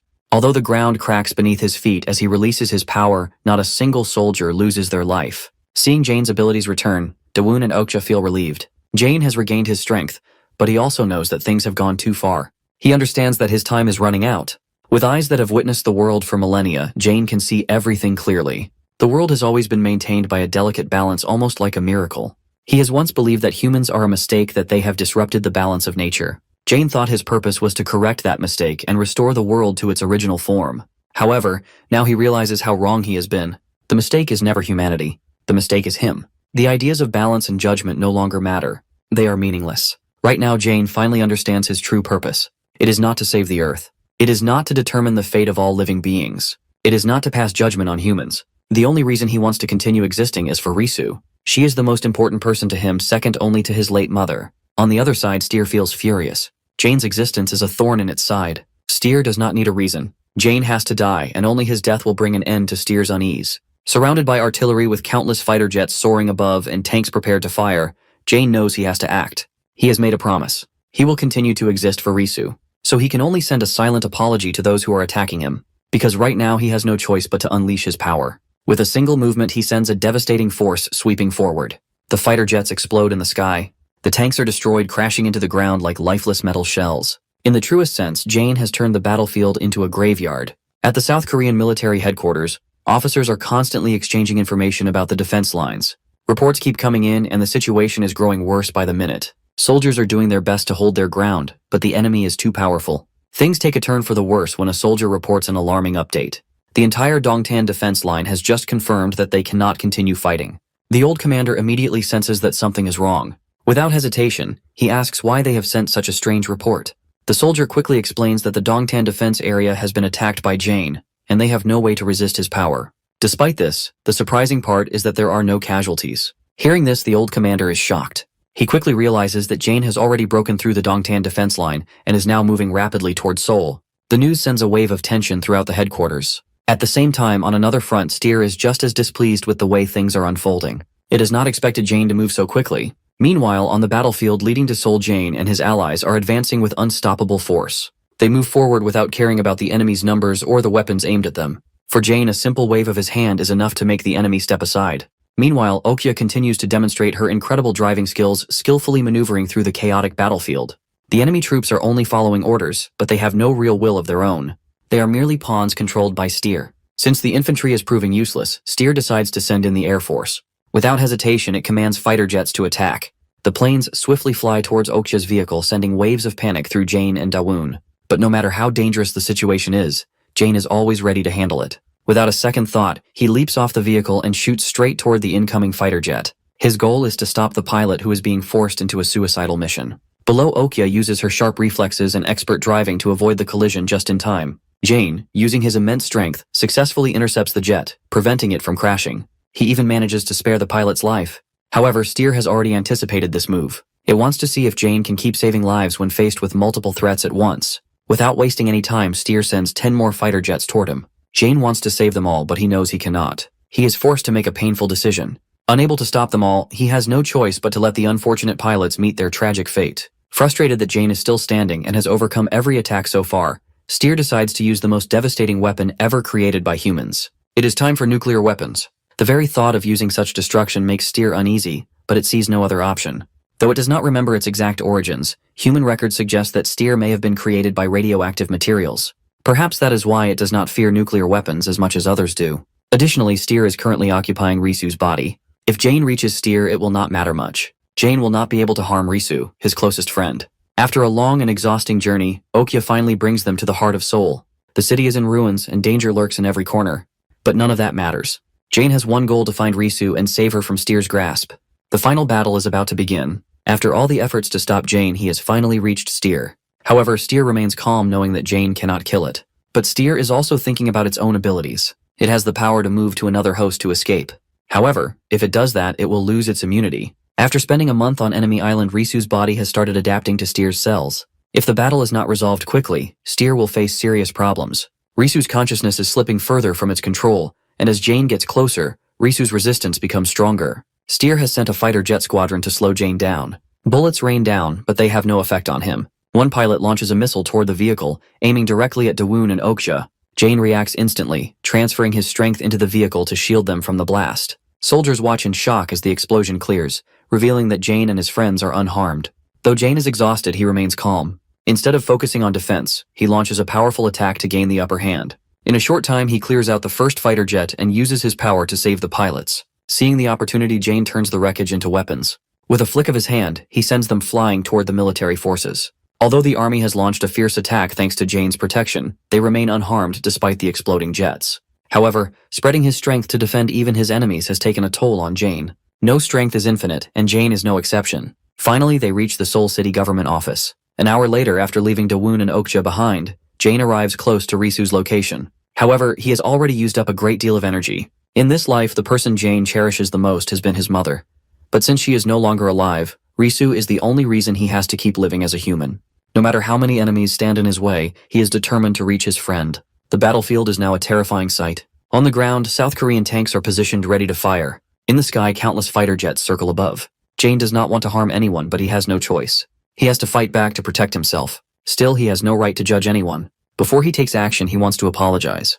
The moment the commander gives the order, the battle begins. But before the soldiers can fire, Jane acts first to prevent casualties. He stomps the ground with great force, causing the earth to shake. At the same time, he uses his power to create a natural barrier of dirt and rock to shield himself and the unconscious soldiers. Once he is sure the innocent are safe, Jane activates his strength once more to move forward. The enemy soldiers continue firing, but Jane ignores them. He has only one goal: to reach Risu. Moving at an incredible speed, he dashes through the battlefield like a lightning bolt, soaring past buildings to reach Steer's location. Meanwhile, Steer is ready for the final confrontation.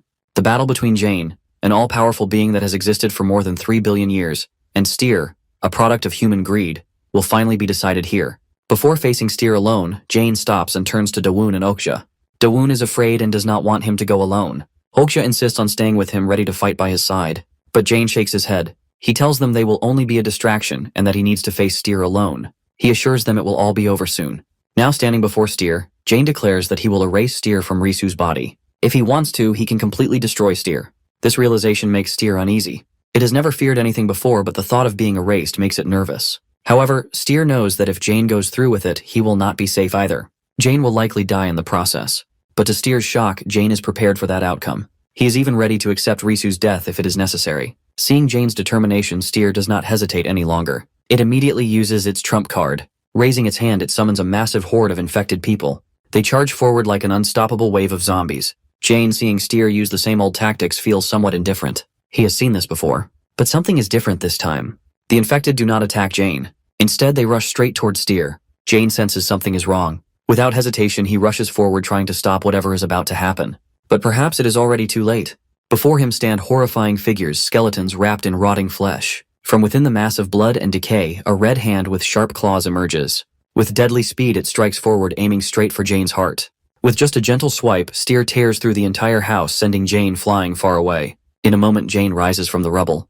However, facing him now is a completely different aspect of fear. Its skin has turned purple. Its eyes white turn black, and the red of bloodthirst now dominates. Looking astonishingly calm, Jane observes that Steer still contains Risu within. Steer instantly transforms behind Jane, frightening.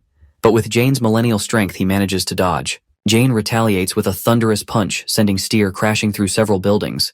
But because Risu is still within, Jane refrains from finishing Steer off, instead threatening it with another punch. But this threatening punch proves too reckless, shattering the entire house behind. Thinking that this might truly intimidate Steer, Steer observes Jane. It sees a stream of borrowed power, precisely the power of nature. Seeing his opponent unfair in the showdown, Steer once again summons the virus-infected core to replenish its strength. Moreover, Steer reveals an interesting fact to Jane, and the idea of enhancing its strength further belongs to Risu. And what is more, Risu herself despises humanity. The more power Steer absorbs from humans, the clearer Risu's memories become. She can now recall the life she once had when her family was happy.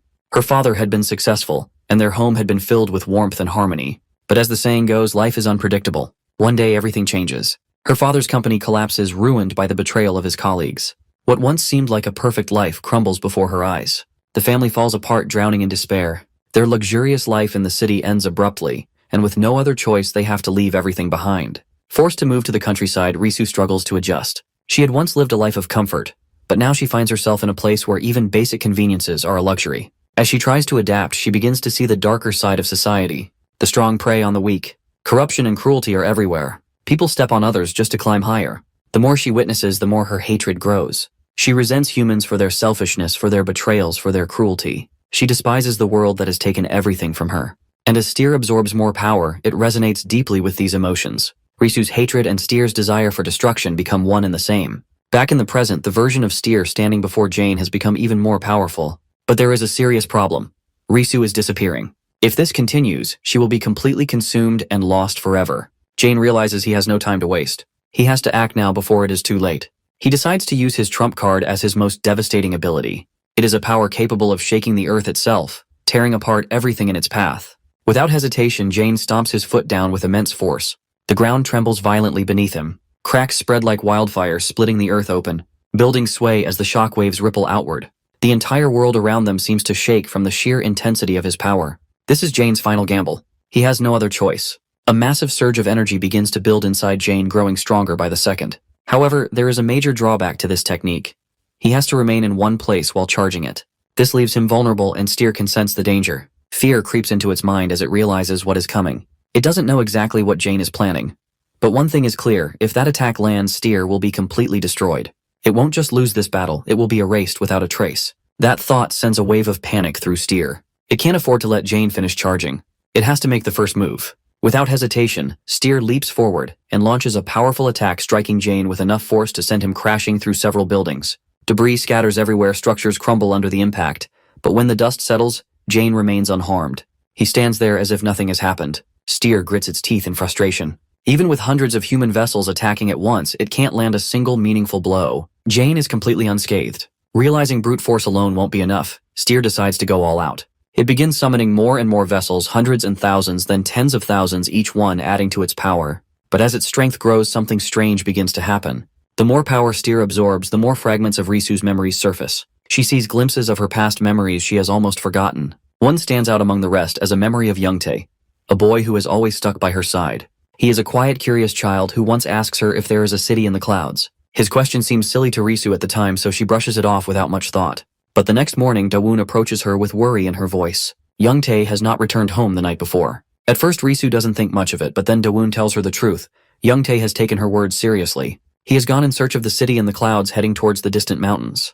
Dawoon asks Risu to come along and help search for him. Initially, she refuses. She doesn't want to get involved. But guilt weighs on her, and eventually she agrees to go. Meanwhile, back in the present, Steer continues its relentless summoning. More and more vessels appear surrounding Jane from all sides. They charge forward in a frenzy driven by Steer's desperation. The battlefield is now completely overrun with countless human forms all rushing towards Jane in a final frenzied assault. Within the massive crowd of Steer's summoned vessels, two familiar faces appear. Dawoon and Okja. They have been caught in the chaos, unknowingly drawn into Steer's growing army. Just as Steer is about to absorb Dawoon's strength, a sudden force stops it. For a moment, everything freezes. Steer quickly realizes what is happening. It is Risu. She is resisting from within, preventing Steer from taking their strength. A flicker of hesitation passes through Steer as more of Risu's memories surface. Looking at Dawoon and Okja, Steer recognizes them. These are not just random people, they are friends. This moment of realization makes the battle more complicated. Fighting Jane is already proving difficult, but now with Risu interfering, things are becoming even more uncertain. Steer knows it has to act quickly before it loses control completely. Without wasting any more time, it unleashes a powerful attack on Jane, forcing him back. Then it retreats. But for Steer, retreat does not mean surrender. Instead, it has already set another plan in motion, one that will leave Jane with an impossible choice. At that very moment, the 5 most powerful nations in the world, the United States, the United Kingdom, Russia, France, and China, issued simultaneous orders to launch nuclear missiles. Meanwhile, in the USA, people protest against the decision to launch missiles, but the president says he can do it because he is the president, and he makes the decisions for the country. His subordinates warn him that a president is not a king. In response, the president questions his subordinate, asking if he will not cooperate. The subordinate realizes the president is infected by Steer and asks to call an identifier to confirm this, but the president kills him. This makes others fear the president, and he proceeds to launch the missile. Other countries realize it is a plan by Steer. They remain alert to Steer's threat and kill its puppets in their nations. Luckily, only one missile is heading toward South Korea. Steer runs in the opposite direction of the missile's impact and says it does not matter if the missile operation failed except for the USA. It will only take some time for the missile to reach here, and soon everything will come to an end. The scene shifts to Seonyoung, where her subordinate informs her that a stealth machine from the United States is on its way to South Korea with nuclear missiles. It will arrive in 9 hours, and they must evacuate. Seonyoung remembers when Steer told her that the world thinks of her as a greedy military dictator, but no one will remember her because Steer will annihilate every human being in the world. Returning to the present, Seonyoung says, in the end, it has finally begun. Then she asks her subordinate about the whereabouts of Jane. Meanwhile, Jane has completed his technique, and he feels like a small planet. It looks like an earthquake, but the shockwave Jane creates helps the virus-infected people break free from Steer's control, resolving the difficult situation Steer created.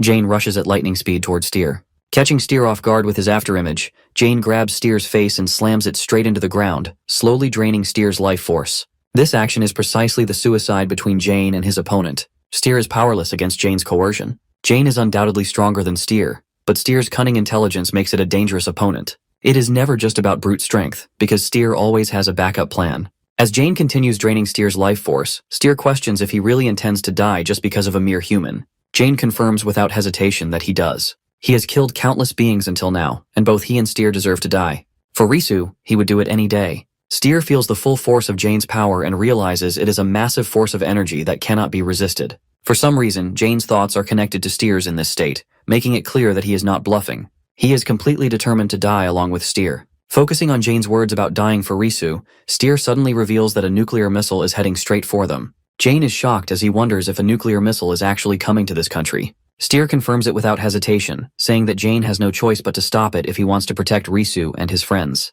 By doing this, Steer creates a lifeline for itself, forcing Jane into yet another impossible situation. Steer continues by warning Jane that if he dies now, everything will burn to ashes. Jane, however, can read Steer's thoughts as well. He understands that Steer is hoping for two possible outcomes.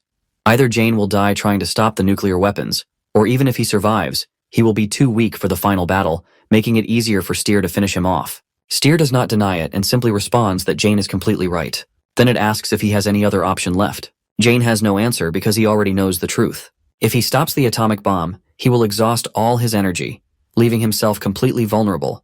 This would give Steer the perfect opportunity to strike back and take advantage of his weakened state. Jane is now completely trapped. He cannot move forward and he cannot back down. There is no other choice. He has to intercept the nuclear missile. Accepting the situation, Jane gives in and tells Steer that he will play along with its game. He will deal with the bombs first, and then he will kill Steer once and for all. Meanwhile, a subordinate informs Seon-young that only 30 minutes remain before the missile impacts. But many civilians are still trapped because the streets are blocked off, preventing their escape. Seon-young immediately understands that Steer has planned everything from the beginning. There is no safe place left in this country. With no other choice, Seon-young acknowledges that their only hope is Lee Jine. She asks for his location, and her subordinate informs her that he is above the East Sea. At the same time, Jane is already standing with Kraken above the East Sea, where they have positioned themselves to intercept the missile before it reaches the city. While preparing to stop the missile, Jane also restrains Steer, keeping it locked in one place. He believes that his sheer strength alone will be enough to control the situation.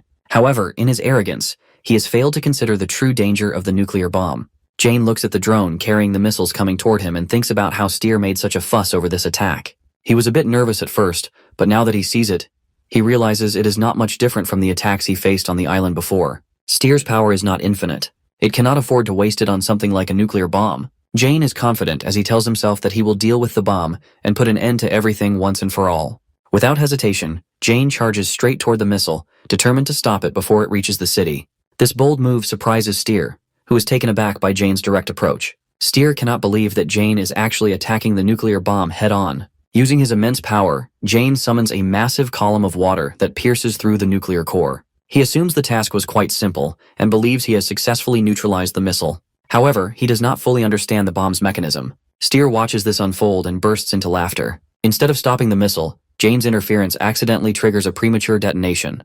The explosion is massive, shaking the entire sea with its destructive force. Jane is caught in the blast, his body engulfed by flames and raw energy. The sheer intensity of the explosion sends shockwaves rippling across the water, devastating everything in its path. The scene shifts to Seon-young, where her subordinate comes rushing in, calling her Madam President, and bringing urgent news. The word is that Jine has managed to stop the nuclear bomb over the East Sea. Upon hearing this, Seon-young feels a moment of relief, but her concern quickly returns as she asks what happened to Jane. The scene then shifts back to the site of the explosion, where Steer stands over Jane's burnt and motionless body. At the last moment, Kraken had used its massive form to shield Jane from the full force of the explosion. But even Kraken's immense strength has its limits. The impact was too great. Both of them were consumed by the explosion, their fates seemingly sealed in that moment of destruction. Steer, watching from a distance, immediately recognizes an opportunity. Without hesitation, it strikes, lunging toward Jane in his weakened state. In an instant, Steer's sharp claws pierce Jane's abdomen, delivering a fatal blow. Jane's body shudders from the impact as blood spills into the ruined waters. Steer has waited for the perfect moment, and it has finally struck Jane down. Jane lies on the ground, bearing the immense pain coursing through his body while Steer stands over him, staring down with cold eyes. Without hesitation, Steer tells Jane to disappear and prepares to finish him off with another attack.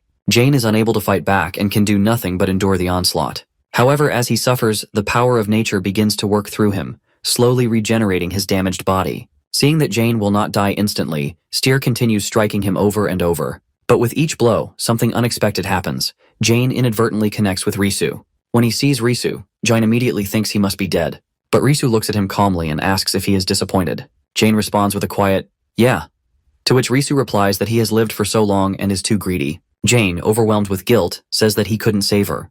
Risu, however, reassures him that he has already done enough. Despite everything, Risu still wears a warm smile as she looks at Jane. Without hesitation, she takes the initiative to hold his hand, beginning what will be their final conversation. They shift to a mountain from Risu's memories, where Dawoon and Risu are searching for Young Tae. Eventually, they find him, and Young Tae expresses his gratitude to Risu. He thanks her for telling him about the city in the clouds because through it, he was able to reunite with his parents. It was all thanks to Risu. The scene of Risu's childhood happiness stands in stark contrast to Jane's grim reality. Just as he starts to process everything, Risu greets him with a chilling revelation. She truly does not want to live. The lies they had told each other had unknowingly strengthened the bond between the three of them. Through their friendship, Risu slowly heals from the pain she has carried.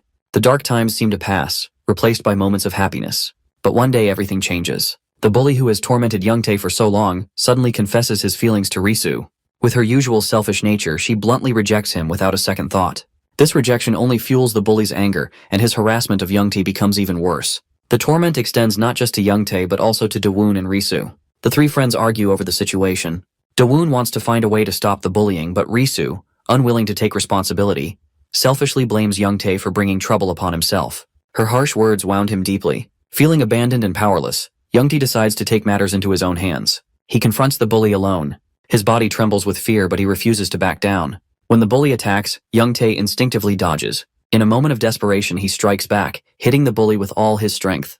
The force of the blow sends the bully stumbling backward right off the rooftop. Everyone sees what has happened, including Risu. Youngtae has faced his fear, but his actions are seen as murder. His death leaves a deep wound in the hearts of his family and friends. People mourn his passing, yet Risu questions herself more than anyone. Does anyone blame her? Is she responsible? These thoughts consume her. But in the end, nothing changes. The world remains cruel. Evil continues to thrive, and Risu feels like her life has ended that day. From that moment on, she believes she is only living to pay for her sins. Just when she thinks her existence no longer has meaning, she meets Jane, someone who has lost his memories. He knows nothing about her past, nothing about Youngtae, nothing about the burden she carries. Yet, as she spends time with him, she begins to see Youngtae's shadow in him. His presence reminds her of her old friend, and slowly the phrase of forgiveness becomes clear in her mind. That is all Youngtae has ever wanted, to forgive and move on. Now Risu is finally ready to let go. She no longer wants to carry this weight, nor does she want to be a burden to Jane any longer. Returning to reality, the relentless punches from Steer become the very connection through which Risu is able to transfer her remaining life force to Jane. It is only a small amount, but it is enough. With that final gift from Risu, Jane begins to rise once more from the depths of death itself. Within Jane lay a fleeting sadness, but he refused to let it consume him. Placing his hand on his chest, he made a silent vow not to let Risu down. With renewed determination, he lunged at Steer, delivering a punch that seemed to come from the heavens. The sheer force of the strike sent Steer flying back miles before crashing into the depths of a dense forest. Steer lay on the ground, overwhelmed by unbearable pain. But before it could recover, Jane swiftly reached the spot. Using his power, he gathered materials from the surroundings, cotton, leaves, and fibers, to create clothes for himself. Seeing this, Steer became furious and demanded to know what Jane was doing. Jane simply responded that he was cold. Without another word, he followed up with a punch straight to Steer's face, sending it stumbling backward. Jane did not stop there. He landed multiple punches back to back, relentlessly striking Steer with overwhelming force. His attacks were precise, each blow stronger than the last. Finally, he delivered a powerful punch to Steer's belly, sending it crashing to the ground. Steer lay there, its face swollen from the relentless assault, trying to process what was happening. As it struggled, Steer came to a realization. Jane was not truly strong. Thinking deeper, Steer began to understand. Jane's power came from Risu's life force, but in the end, it was just the energy of a single human. That was the most he could do with a life that was already fading. And now, for the first time in its existence, Steer was not a parasite. It was entirely itself. Meanwhile, Jane could feel all of Risu's memories and emotions flowing through him. Every pain, every sorrow, every lie she carried, he could feel it all. Risu had mourned more than anyone, suffered more than anyone, and despite everything, wanted to live more than anyone. At that moment, Steer suddenly dashed forward and landed a punch squarely on Jane's face. Jane stood firm, unfazed, preparing to counterattack. But as he readied himself, tears fell from his eyes as he thought about Risu. The scene shifts to Seon-young, who listens as her subordinate reports that Steer and Jine are fighting near Gangneung. Just as she predicted, their battle is being broadcast live across the entire country. The whole world is watching as the two most powerful beings ever to exist clash in an all-out fight. Jane and Steer continue exchanging brutal blows, neither willing to back down. As they fight, Jane speaks, acknowledging a truth that lingers between them. He tells Steer that they are alike in many ways. For some time now, Steer has been seeking the end of the world, and by Jane's own values, perhaps Steer is the one who is right. Humans have used and sacrificed the world for their own needs. They justify their selfish actions without hesitation. Despite this, Jane still believes in humanity. As their battle rages on, the people watching the fight react in fear and confusion. Many begin to question why the two are fighting in the first place. To them, it looks as though both of these powerful beings are trying to bring about the end of humanity. Panic spreads as people realize that no matter who wins, the outcome may be the same. They are all going to die. Frustration and terror boil over as some cry out that both Jane and Steer must die, calling them monsters. Jane, lost in thought amid the chaos, reflects on everything. Even with all this strength, he has not been able to change anything. He could not protect anyone. But he reminds himself of what it means to be human. Humans make mistakes. Humans fail. Humans regret and reflect on their actions. And through that reflection, humans find a way to move forward. Humans find a solution. Jane no longer has the strength to fight back. He stands helpless as Steer's overwhelming power presses down on him. With no sign of resistance, Steer unleashes its strongest attack, aiming directly at Jane's heart. It seems like everything has truly come to an end. But this ending isn't for just one side. Jane refuses to let go. Using the last of the power nature has given him, he clings tightly to Steer. Just as Steer thinks it has won, Jane does something unexpected. He presses his lips against Steer's. This isn't just any kiss. It is an exchange of life force. Jane drains Steer's very essence, using it to restore Risu's life. With Steer's power fading, balance is finally restored. The battle is over. Once again, Jane finds himself in the realm of souls, standing before Risu. She looks at him, her eyes filled with warmth. As his lips move, he says just one thing, "I like you." Risu wakes up to find her dear friend lying unconscious beside her. Jane's life has finally left this world. Time passes and life on Earth slowly returns to normal. However, the battle with Steer has left deep scars. Many have lost their families, homes, and livelihoods. The world struggles to rebuild, but the anger and resentment that remain are also directed toward Jane. Risu can do nothing but accept the prejudice against him. Yet whenever she remembers Jane's final words, she can't help but smile. His confession remains in her heart, giving her strength. She continues her journey, dedicating herself to protecting the environment, just as Youngtae and Jane once wished for. As she walks forward, she often finds herself thinking about Jane. She wonders what he might look like now if he has been reborn somewhere in the world. She longs to see him again. Elsewhere, something familiar stirs. A presence gentle and serene is taking form. This time there is no suffering, no pain, only a peaceful light. A sphere that contains everything. Jane's essence has become one with nature itself, watching over the world he once fought to protect. In the end, that is how it is.